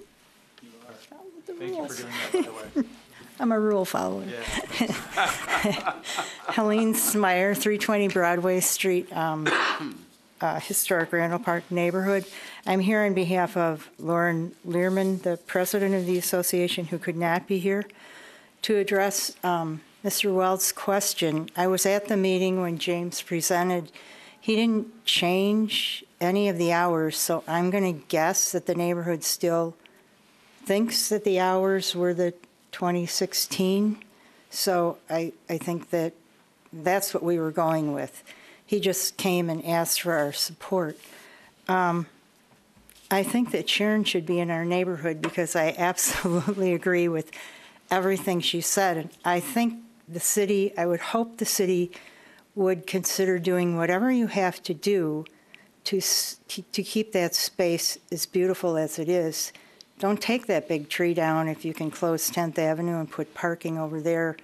Don't shrink, the green space around it. I just think that's an accommodation. They've shown they were willing to do that for the, what we call the Salisbury row houses, that, you made some exceptions for parking there. You might consider closing that piece of 10th Avenue and using Menominee. It made sense to me. I didn't think of it before, but I would hope that you'd make every concession you can to save this historic building, which is the intent of the neighborhood. That's really why the neighborhood supports this, is it is the last assurance of the last lumber building existing, and we'd like to see it preserved and with as much green space as possible. But if you have any questions, I think that's it. I think the letter in your packet explained the intent of the neighborhood pretty clearly, so I don't need to do that. Any questions for the speaker? Thank you. Thanks for coming up and following the rules. Appreciate it. So everybody else bring their yellow slips, please. Precedent has been set finally. Anybody else would like to discuss this item?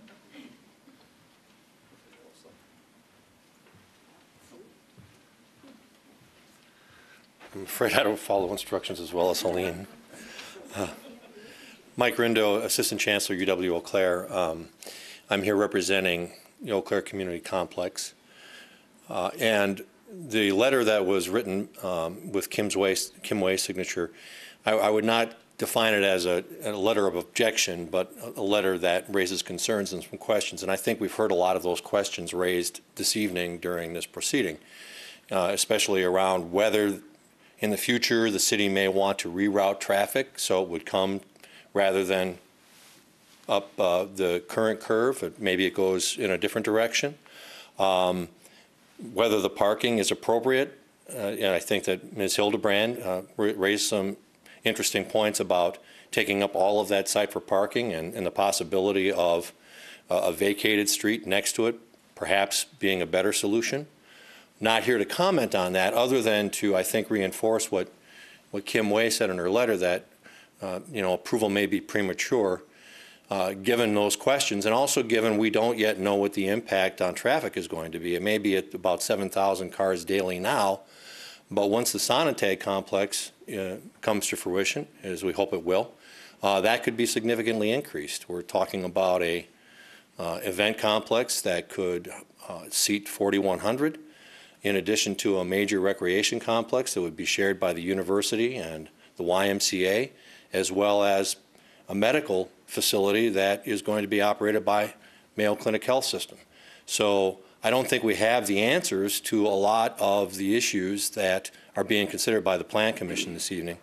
And I do think that the development that is being planned by the university, YMCA, and Mayo Clinic on that site could have a lot of impact on traffic and routing of traffic and a lot of activity in that area. So I just wanted to clarify that there's not an objection to the proposed use of the site, but we do have concerns about not having all of the questions answered in order to make an informed decision.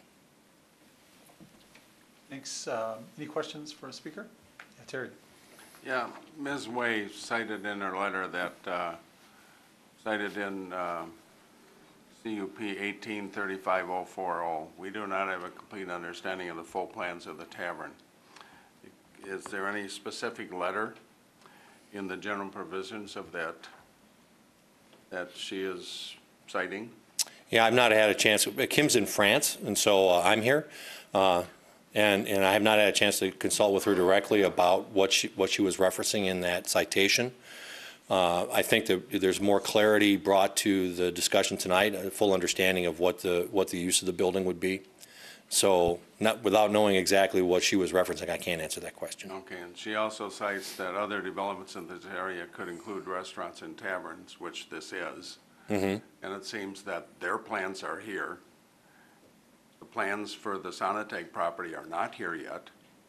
So maybe the Sonotag property should take into account something that's already here.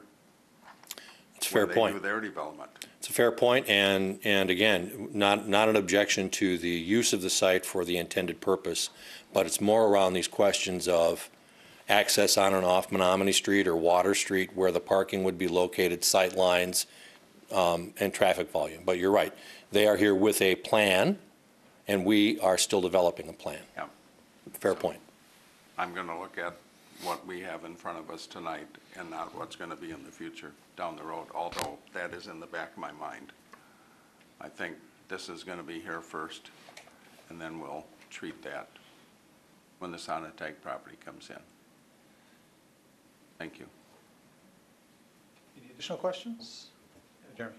Thank you, Mr. Chair. Thank you, Mr. Rindell, for, I guess it's the second time I've seen you today.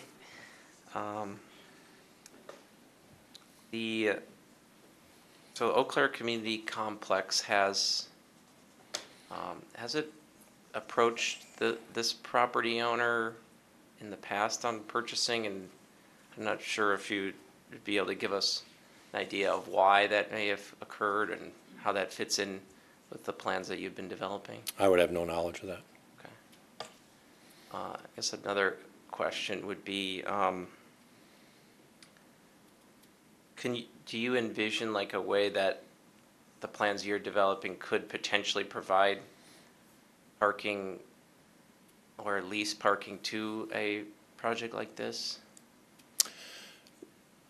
As we're looking at the plan, we don't have an exact parking count because our plans have been evolving. But our anticipation is that we would not be in a position to provide parking for an entity other than what we're planning to do. One other follow-up question. Go ahead. When was the last time that you've been in touch with the city of Eau Claire with regard to the plans for the Sonotag complex? I'd have to ask Diesel Wallstrand, who's with Ayers, who's the engineering firm we're working with. We're actually setting up a meeting right now, but it's been a matter of months before we've had a specific meeting on design. I'd say we've been in contact with the city on an ongoing basis, but You know, the last meeting, couldn't tell you, a couple months, what? At least. Thanks. Mm-hmm. Any other questions? Not seeing any. Thanks for coming on. Thank you. Is there anybody else that'd like to discuss this item? Mr. Chair, I just have one clarification. Sure, Brian. Yeah.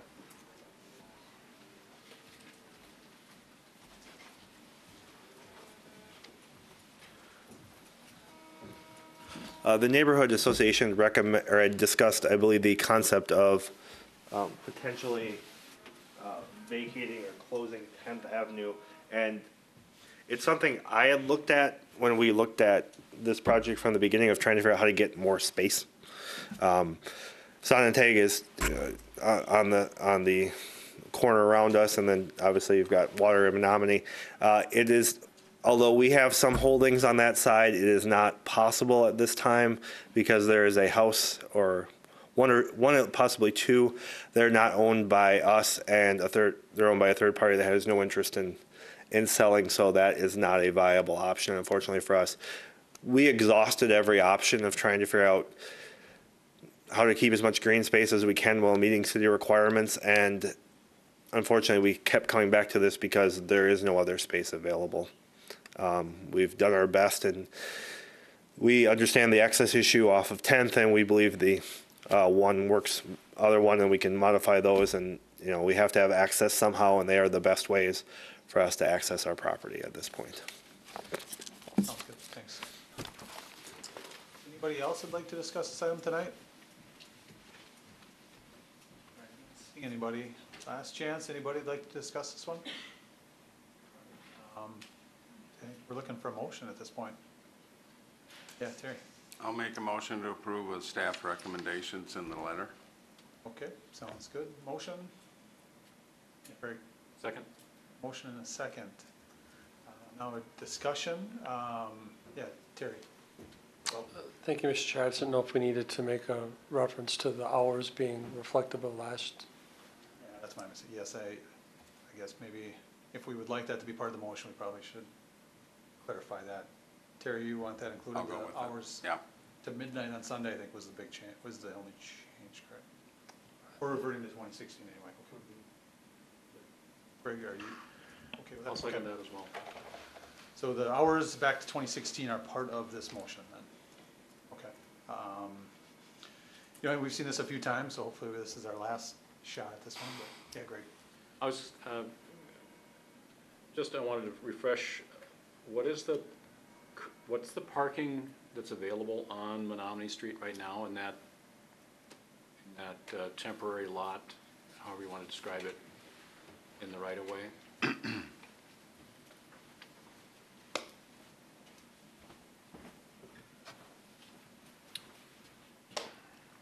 Yeah, right now there's, I have to count them up, there's about 10 or 11 spaces here and 10 or 11 spaces here, so 20 to 22 spaces. Given the sort of imprecise version or vision for what streets might or might not be changed there, it's not common to be approving a site where we don't demand the parking be resolved immediately. But considering that that lot actually does provide the parking and at a time when this matches the way the streets are now, and the proposed parking is expected to accommodate two different potential future street plans. Is there anyone who would consider that we would allow them to continue to lease this Menominee Street area for a short term while developing only the pedestrian portion of the site as a short-term solution until some of these adjacent property issues can be worked out? Well, you'd have to, I guess, ask the applicant. It was my impression from his comments that they decided not to go in that direction that they felt. Their plan does seem to be switchable for driving direction based on which of the two streets might be kept open but this would allow them not to have to build a parking lot they might not use or build a curb cut they might not use and then cover it up again if they were to use this in the short term until adjacent parcels get determined. But I guess that would be a question for the applicant, as you say.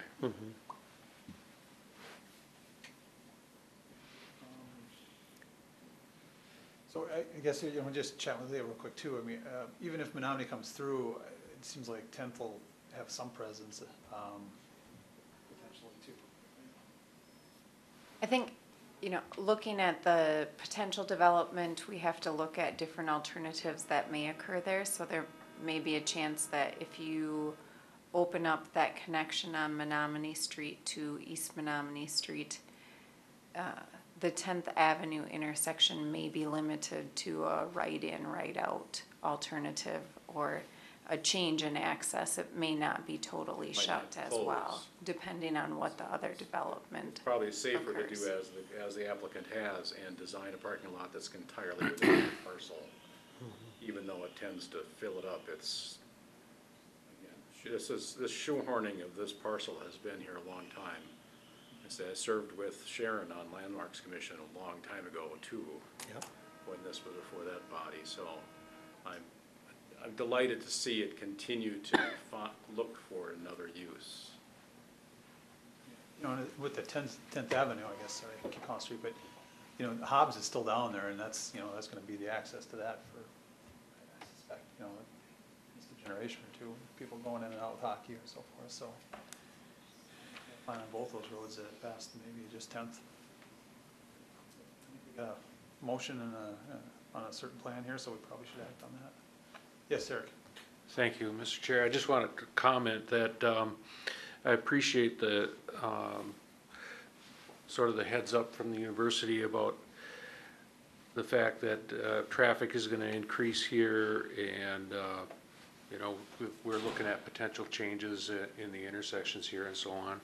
But what it comes down to for me is that any option that contemplates getting rid of the building isn't an option I'd be interested in doing. I'm delighted, as other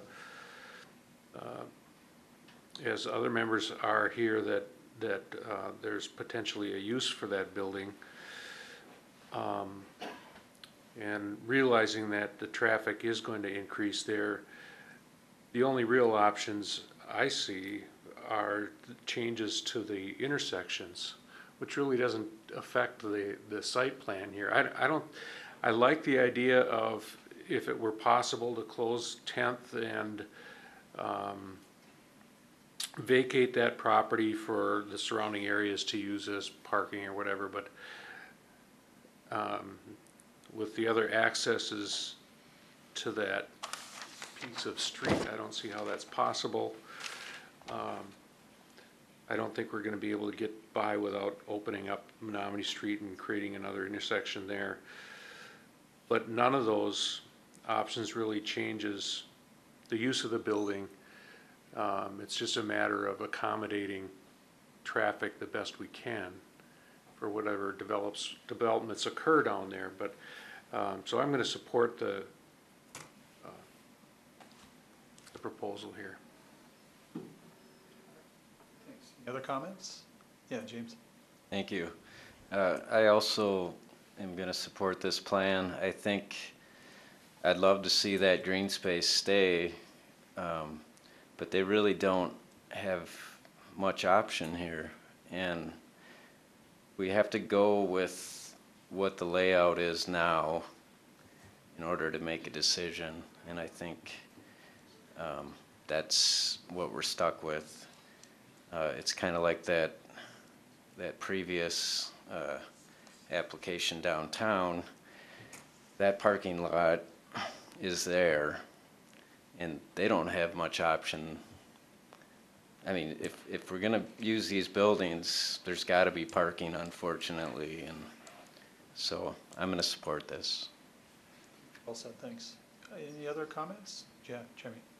Thank you, Mr. Chair. I'm leaning towards supporting this as well. I do think there's a lot of difficulty in front of us here too, and certainly the future is looking very interesting and exciting in the area too, and I do want to acknowledge that. But I think this plan acknowledges that too. You know, the fact that it has fewer seats than the 2016 plan kind of puts it in a more manageable size. I think the most important thing is that we're preserving the building and that we do have a pretty interesting and exciting use for the building, and I think it is better than a rental house. Ultimately, I think it, you know, as I brought up many times, including when I came in front of this body as a citizen, we really need to look at our parking requirements in terms of what the impact they have on our community. You know, it's you know, if this was the 1960s or 70s, we'd be raising buildings to put in parking versus just taking the green space. So we're kind of in this in-between mode right now. So it's still not an easy place to be, but I think with the parking requirements that we have in place, that we're kind of forcing this upon the applicant. I think it was like 3 or 4 years ago, actually have a grill out in the yard of this property when Bike and Skate was a sponsor of Bike Week, and we had a hangout there, and that was a great place to be, you know, and at that really kind of busy spot in the community, and be sad to see that go. But I think that there's there's an opportunity to save this building and have it be something that the community will support, and obviously the neighborhood is behind as well. But ultimately, it's the rules that we put in place that make it not as good as it could be. So we need to think about that. Thanks. Any additional comments? All right, looks like we're ready to call the question. All those in favor? Aye? Aye. Any opposed? Great. Good luck. Eyes on you guys, so best of luck. Let's see, item number 4, we are skipping. It's been removed, so we're on to number 5, a public discussion for approval, Residence Inn by Marriott on Princeton Ridge Drive. Thank you, Mr. Chair. Number 5 is on the northeast side of town, off of 53 and North Crossing. Aerial photograph of the site plan and preliminary plat. Currently 1 lot existing out there. In your packet is the Residence Inn by Marriott. Site plan shows a 4-story hotel, 107 rooms. The developer is Princeton Ridge Properties LLC. That's approximately 8 acres that they're developing. The current zoning is C3P. The site plan shows a 4-story, 107 room hotel. The required parking is 112 stalls for the hotel. The floor plan does note in there there's room for 52 seats for a meeting space, which would require additional 17 stalls. The applicant is proposing 159 stalls, which is less than the 25% maximum.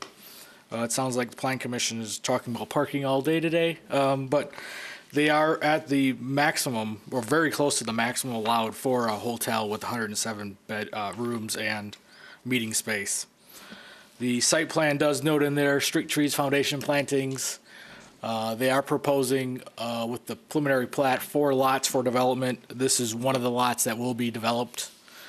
The final plat and developers agreement would have to come at a later date. That would go on to the Plan Commission and then also City Council when submitted. That developers agreement would go to council only at that time. The signs shall be reviewed with C3 district standards and the approved sign plan within the district. They are proposing a new street, Princeton Ridge Drive, that should be reviewed by the engineering department. Traffic to the site is also talked about in your report. The engineering department is requesting a TIA update from this proposal. Sewer and water lines would be extended along the proposed street. Storm drains and grading would also be looked at that time. Currently, there is no transit to the site. In your packet is also the floor plans and building elevation of the proposed hotel. There is a few conditions noted in the report. With that, I'd be happy to answer any questions. Thanks. Any questions for Ryan? Up our questions today. Is the applicant here? Come on up, guys.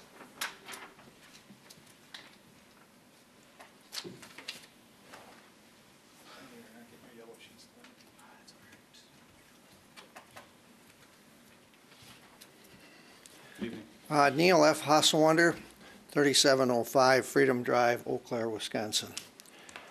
I'm the applicant, and I'm asking for your approval of our subdivision plat plus our site plan for Residence Inn here in Eau Claire. I think the staff has outlined very well what they'd like to see, and we can live with the conditions that they've placed upon us at this point in time. I think Advanced Engineering has done a great job in laying out the 8 acres that we will be putting this hotel on, and we will be leaving approximately 69% green space. So it's a complicated site. It does have some grade to it, but I think we've used the grade to our advantage to really make the site stand out, because it'll be very visible to the intersection of the North Crossing and Highway 53. And it'll be a very quiet place, quiet hotel, and that's the kind of hotel it is. Residence Inn is an extended stay, and it's very popular around the country. And we got the hillside in the back, and also to the right side of the building. And as we can see, it's tucked up against the hill, so we just did a decibel reading on sound transmission from the highway and from the roundabout in County Highway Q and 53.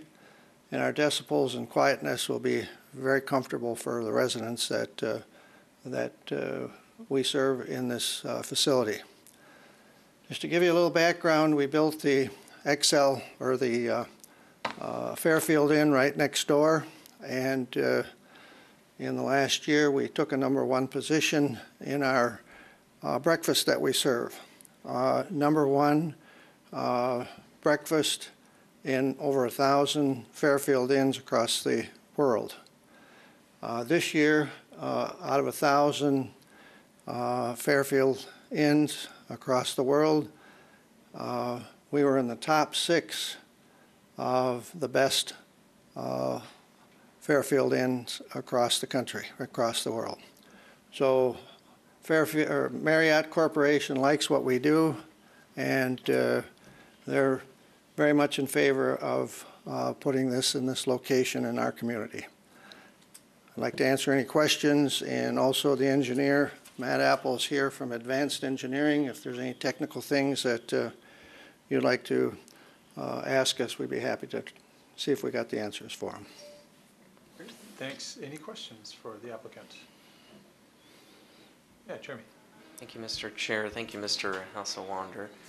I noticed there's the bike parking. There's 12 stalls required, and they appear to all be located in the northwest, north of that west parking lot there.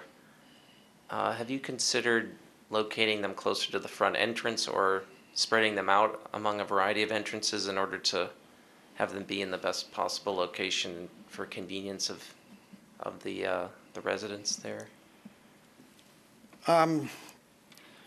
That is a good question, and one that we, in fact, Matt Apple and I had that discussion several times. One thing that we have noticed over the period of time that we've been open with the Fairfield Inn, I think we got 8 bicycle racks, and to this date, I don't think I've ever seen a bicycle in the racks. And not to say that we won't get some bicyclists that come by the Residence Inn, but I don't think they're real practical for the simple reason if somebody's got a $1,000 bike, they typically don't tie it up outside, they take it right up to their room with them.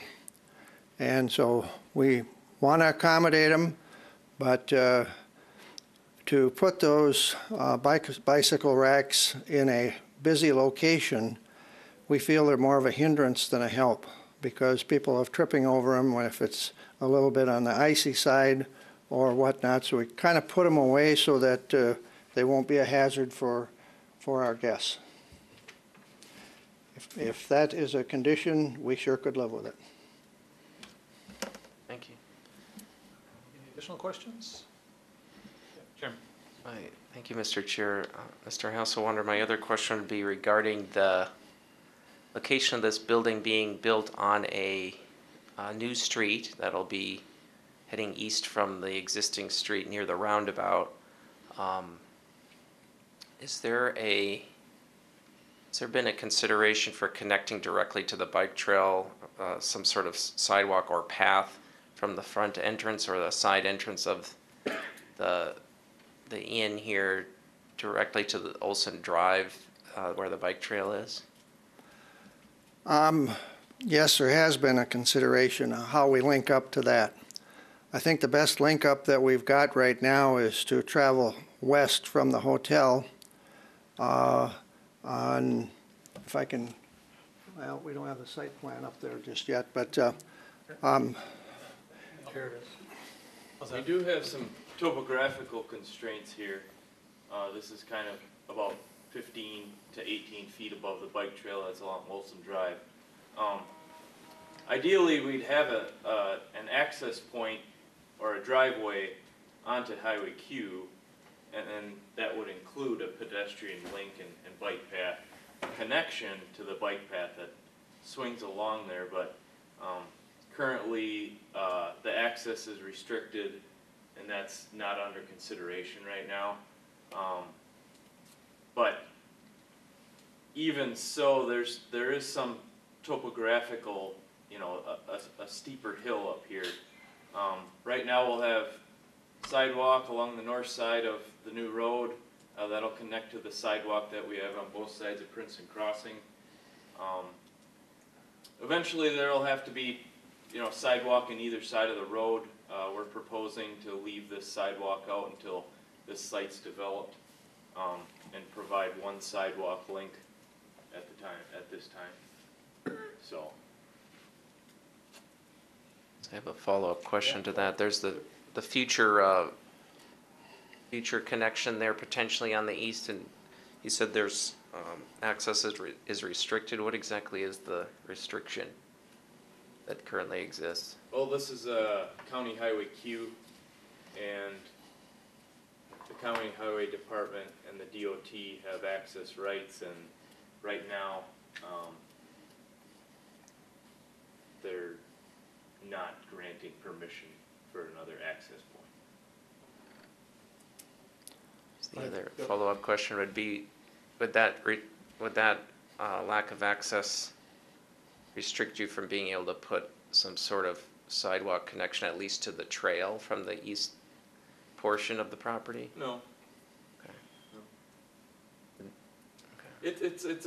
This is a pretty steep hillside right here, straight a wood line coming down. The one point would be to come in the backside.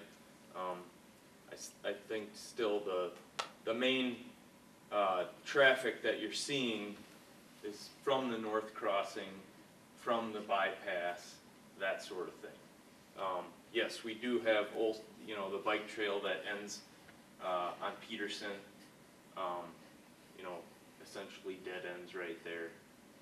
But I think any traffic that you're going to get from the city of Eau Claire is going to come right up Princeton Crossing here and then come right up the drive. So. Any additional questions? Thanks a lot. Thank you. Let's see, we've got, this is public discussion, so I guess we're going to move into a motion at this point. Anybody like to make a motion on? Yeah, Terry, I'll move to approve with staff recommendations. sounds great. Got a motion? James? Second. Second? Discussion? Yeah, Terry? Ryan, did you find anything out on the bomb I dropped on you this afternoon? Not at this time. In my previous life at DOT, when we were looking at putting 53 through here, with the liquefied natural gas facility southeast of here, there are what are called, pardon the expression, but that's what they call them, thermal blast zones around there. And there are certain developments that are not allowed in there.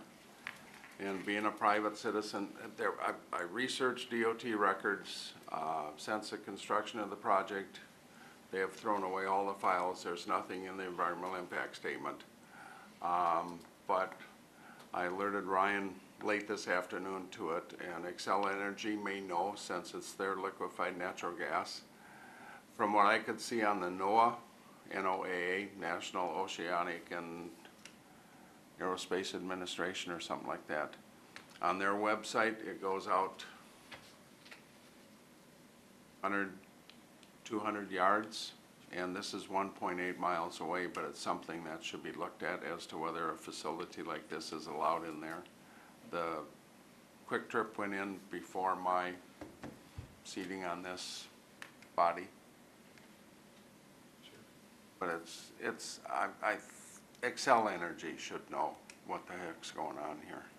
Would they have some kind of a? There's concentric circles where you don't allow outside activities, certain houses and more solidified buildings and the like. Is this something that Excel could shut down the project potentially, or? They should know what their restrictions are. It's their facility. We have been in discussion, with Viking, Gas and One Oak, the gas transmission company that handles that. So the Viking, the gas line is Viking Gas. Yes, it goes to the Xcel facility, but, the Viking gas line, we've been in contact with them multiple times. We'll be coordinating the crossing of their gas line with the utilities. They haven't echoed any, concerns as far as any kind of, safe buffer from the natural gas facility. There's a natural gas that, line that you see through here. There's a 35-foot buffer on either side of the line, 70 feet, that we're staying essentially out of. The buildings, I want to say at least 90 feet from that line, but they haven't had any other concerns. But it's not their regulations, it's federal regulations. We were restricted from how close we could get with new Highway 53 to that liquefied natural gas tank. Sure. Just because of the explosiveness of it, so. I'd be willing to go down to Xcel Energy on behalf of the Plan Commission and delve into it. I have a couple of contacts down there. But other than that, I think if we want to go ahead with it, if they come back and say, no, you can't do it, well, that's not the Plan Commission, that's the federal government. Sounds good. Yeah, Chair? Mr. Chair, do you mind bringing up the site plan, Mr. Petrie? It's the more detailed one. Thank you. So I'd like to make a motion to add a condition of approval to the letter regarding the site plan as an amendment essentially. And that would be to, rather than having the bike parking, in the northwest there where it doesn't really have pedestrian access directly to and from the building, to have it be located near the entrance, adjacent to a pedestrian sidewalk or access point.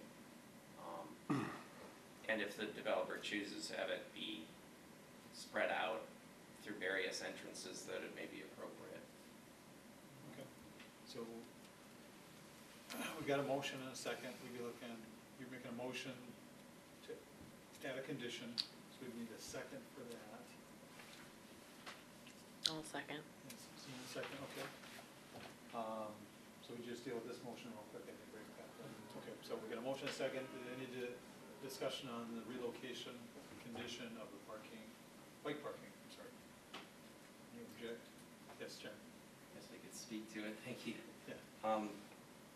And I do think, you know, this is a growing part of the community we have, and this is part of that growth in a significant way. So, and there's a bike trail nearby, and the current location of the bike parking is not adjacent to a pedestrian sidewalk. It's off the parking lot itself. It's also not very visible. And there is a venue at this hotel for visitors that may be coming for a community event.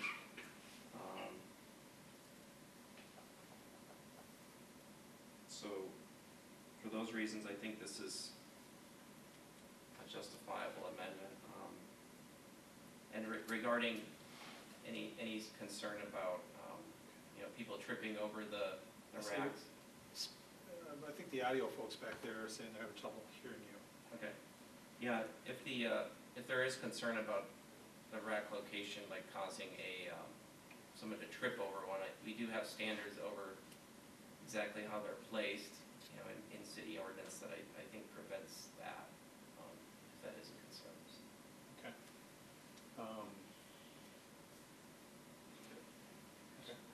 So, any discussion on the relocation of the bike rack as a condition of our approval? Let's call the question on the added condition. All those in favor of sorry, Jay? Are you looking at just, there's multiple bike facilities in that northwest corner. You're just looking at one of those being moved to the front and the other staying back there, rather than cluttering the whole front of the motel with bikes?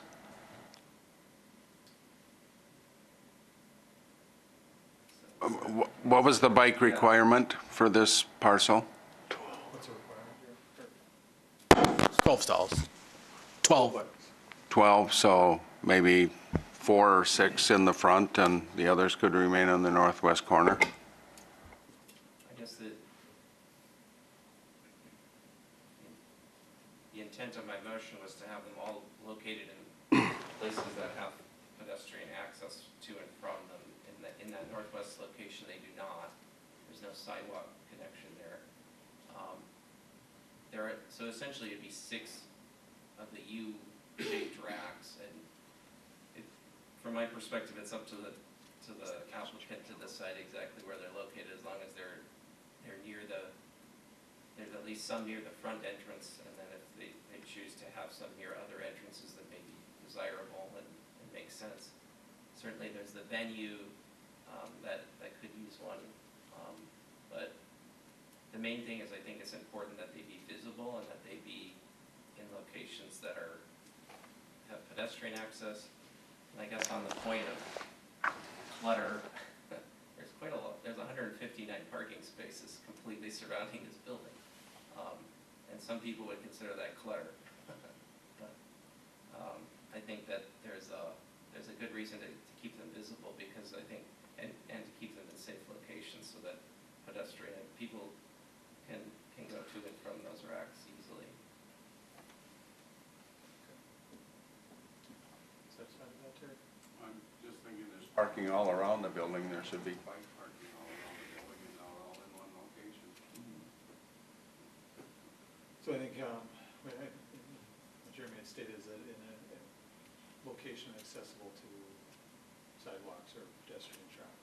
So whether it's 6, on the left side and 6 on the right side or what have you, that would be up to the developer to decide where those 12 are allocated, but somewhere in the front of the building by the sidewalk.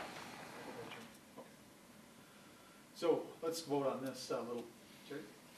Just a clarification on this amendment stating that they're all going to be in one area, or that they're going to be spread out? It'd just be, either is fine from the perspective of my amendment. I guess I'd like to see them spread out as well. Yeah, if that is a desire, then that would be a friendly amendment to have them spread out throughout the site. The code just says that the bike parking should be in proximity to the building entrances and at least as convenient as the automobile parking. So there's some flexibility there. So we get a code on that application and advanced engineering. We can look at that as part of the revised site plan. Reasonable proposal at some point. So let's call a question on the added condition of bike parking.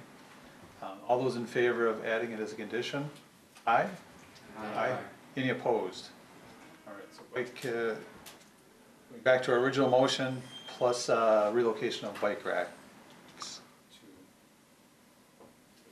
more location. Any other discussion on this item? Okay, I'm not seeing any. So on to our main motion. Let's call the question. All those in favor? Aye. Aye. Any opposed? All right. Congratulations. Good luck. Thanks, guys. Where does that take us? That takes us to the 2018 development map and report.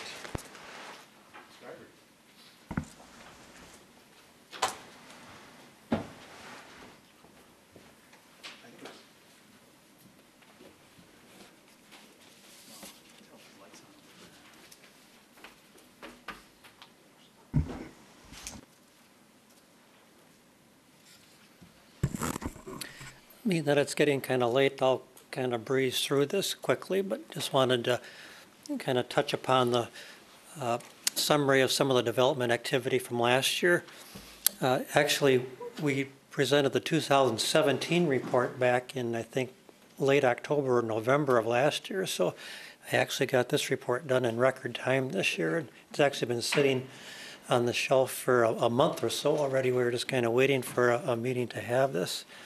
This is a artist rendering of the dormitory that's being built up at the university on Upper Campus right now. That was part of the construction for 2018 permits, so we wanted to feature that as part of the development map report. And then a couple of the photographs here are taken on the interior of the City Hall that's being remodeled.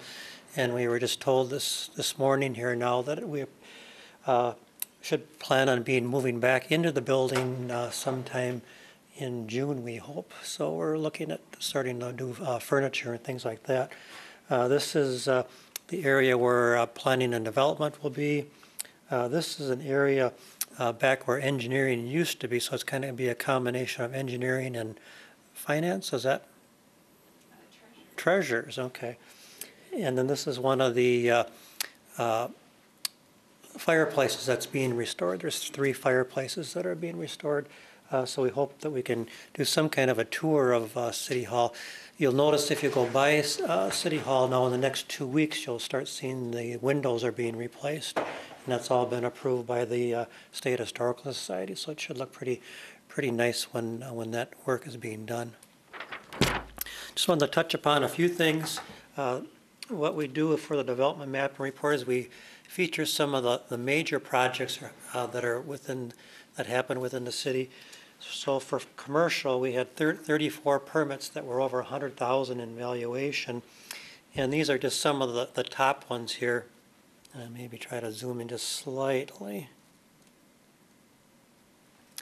But we had the Women's Health and Children's Clinic that was over on Stein was the top number in this category, over $2 million. Hobby Lobby, Fleet Farm, that was for their convenience store. And then Marshfield Clinic and Hospitals had a couple large permits here, and then another one for Hobby Lobby. A lot of times the permits come in, like for Hobby Lobby is a good example. You might have multiple permits come in for the same project. And some of our reports will combine those permits into one large permit. In this case, what we do is we're showing each individual permit. So here we're showing 2 major permits that came in for that particular project. This is the industrial warehouse. We had 22 projects that were over 100,000 last year, with the largest one being for Xcel Energy for storage and warehouse over on Western Avenue, under a new warehouse up in the Gateway Industrial Park, which is a fairly high number for a warehouse building. Another warehouse building up on, so a couple of these up on Gateway Drive. And then the brewing project renovation, we categorize that in this category, industrial. We could have put that probably in the commercial, but that was a large one. The brewing project was also an example that there were a couple individual permits that came in. So actually the valuation for that probably was a little bit higher than the $3.5 million.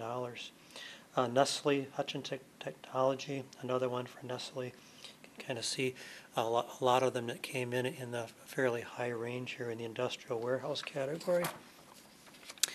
The big area for permits last year was in the public, semi-public, with the university new residence hall. It came in at over 28 million. The second remodeling of the towers, that was a little over 14 million. The City Hall remodeling came in just under 5 million. Chippewa Valley Technical College at a little over 3. Hope Gospel project over Mercantile Drive that just opened up. We put that in this particular category here. There were a number of projects with the Eau Claire School District, probably about 10 in total with the Eau Claire School District that are listed in here. And the Sacred Heart Hospital, and then there were 2 memory care facilities that were built over on Bolus Farm, and we put those in this category here. Those are more residential, but they probably fit a little bit more closely in this particular category. So just some examples of what happened last year. This shows a breakdown of the single-family homes that were built last year by value. And just a couple quick notes. It's kind of hard to see in this here, but for example, the homes that were under 150,000 represented about 10% of the homes. There were 8 of those. In comparison, back in 2017, there were 14. But in the category of 150,000 to 200,000, there were 24 last year, whereas in 2017 there were 13. So there was quite a gain in that particular category. In terms of annexations that the commission gets involved with, it was kind of a similar year to what we had seen in the past, where we had 5 annexations that were reviewed that brought our city square mileage to 34.55 square miles. For rezonings, it was a somewhat of an average year. We had 18 rezonings that the commission reviewed in comparison to 21 the year before, although you can see from years previous that actually that 18 is a little bit higher. So it was a fairly busy year that way for rezonings.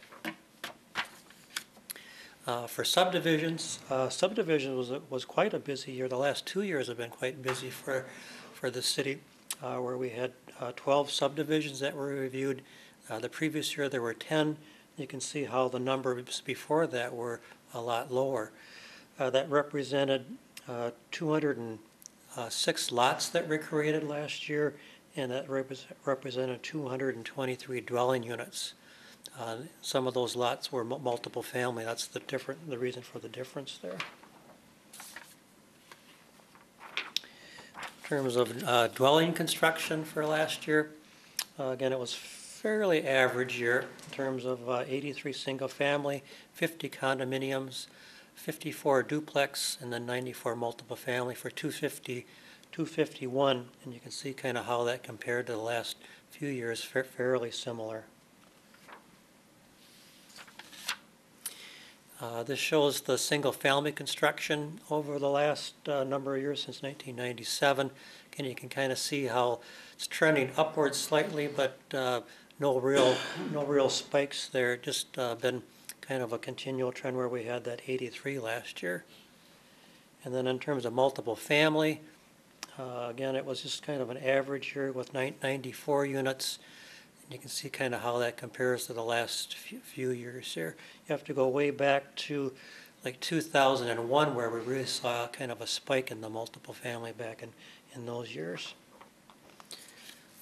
And this is total dwelling units. Again, pretty average for the last few years was 254. As you can see how that compares to the last 5 or 6 years. And then the average construction for a new family home was 254,236. You can see that was just slightly down from the year before, which was slightly down from back in 2016. So it's somewhat moderated in the last couple of years. We have seen a few more homes kind of at the lower end, in the what we would probably consider the affordable end, that's bringing this number down slightly, I think is what the reason for that. The highest value home that was constructed last year in terms of our permits was $600,000. In terms of total construction valuation, 2018 was a very solid year. It wasn't the best year, but it was a very good year, where we came at over $187 million. And in comparison, our record year was the year before, where we almost hit $300 million. That was the year where we had Marshfield hospitals build their facilities over on Craig Road, and we had the new Fleet Farm was constructed. So those were some of the big projects back in 2017. So it shows that we were. It was a very good year in probably the top 4 or 5 that we've had, though. And then just in terms of our population, we rely on the state of Wisconsin to give us their estimates. Currently, what we're working on is the estimate for January 1st of 2018, which is 68,043. We'll be getting a new estimate from them probably this month sometime. And I anticipate what we've been seeing is a growth of about 300 to 400 persons per year. So I'd anticipate about 68,400 roughly is probably what our population will be for the beginning of 2019. This just kind of is a representation of that in the report. If you go out onto the website, there'll be a large PDF map, and that'll actually locate all the single-family homes, duplexes, all the commercial permits, industrial permits that are over 10,000 in value by location. So it'll kind of give you more of an illustration of where that activity is occurring. You can kind of see down in this area here, there were a number of residences that were built in this area here. A number of the commercial permits still down by the mall, still kind of an active area. Up in Princeton Valley area with the High Clare development, a lot of homes that were built up in that area over there. And then just in concluding, just wanted to give you a brief recap of kind of where we're at right now, being that we're really still early into 2019. This chart here is for just the first 3 months of the year, so through January, February, and March. Shows in terms of dwelling unit construction, it's really not, it's too early to really show any trends here, but in terms of single family, we've had 7 so far this year in comparison to 15 at this point in time last year. And then in terms of single family or condos and 2 family, we have 4 apiece in this area here. In terms of the building valuation, currently we're just a little over 21 million in comparison to just a little under 23 million back at this time last year. And then just to conclude, this is some of the big permits that have been issued so far this year.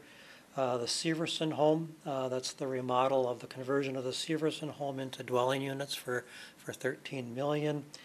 The Home 2 Hotel, that's over by Oakwood Mall, that's under construction. The Foxcom offices in downtown for $2 million. Menominee Street Dental for just under $2 million. Hobbs Ice Arena, that's for a lot of mechanical and work on one of the rinks. The permit was issued. Diamond School of Dance, that's over by Home Furniture. You'll see that construction going on. The 12-unit hotel on, apartment on Star, that was approved by the Plan Commission early last year. The permit was just issued for that now. A hotel remodel for Gateway Drive, that's over by, just over by Target for $700,000. Sacred Heart Hospital had a large permit. The Arby's restaurant over on North Claremont, that's under construction right now if you drive by that area. Olson's Ice Cream Shop, that permit did come in, and then that'll be opening up in a couple months here. There's A1 did a remodel over on Mall Drive, and then another one for Sacred Heart Hospital. We do anticipate a couple other larger permits that'll be coming in, for example, for the hotel that we just talked about tonight. The University Visitor Center, we would anticipate the permit for that later in the year.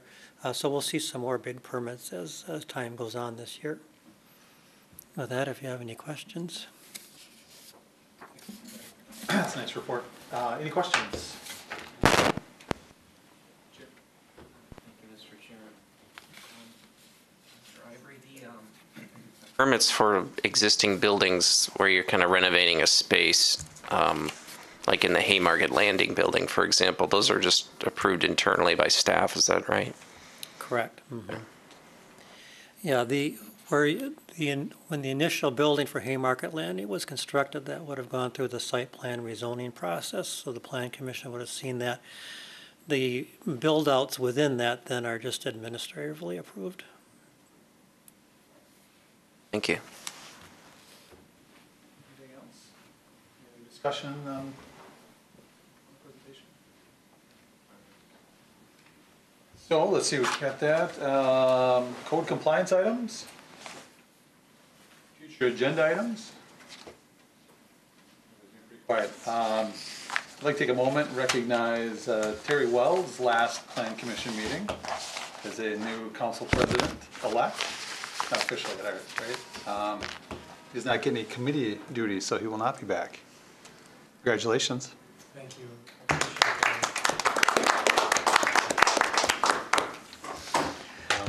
Anything else? Well, we do want to point out too that this could be Jamie's last meeting potentially after serving 6 years on the Plan Commission. More than likely, you probably will be back for one more meeting in May. The Appointments Committee will be looking at a replacement, and then that'll go to the City Council. More than likely, that would occur after our first May meeting, so Jamie may be back. But I want to thank Jamie for his 6 years of service on the commission too, and we want to have him back for some recognition at some point. Thanks. All right, anything else? No? Okay, then we got additions or corrections to minutes. Nothing? All right. We're adjourned. Thanks.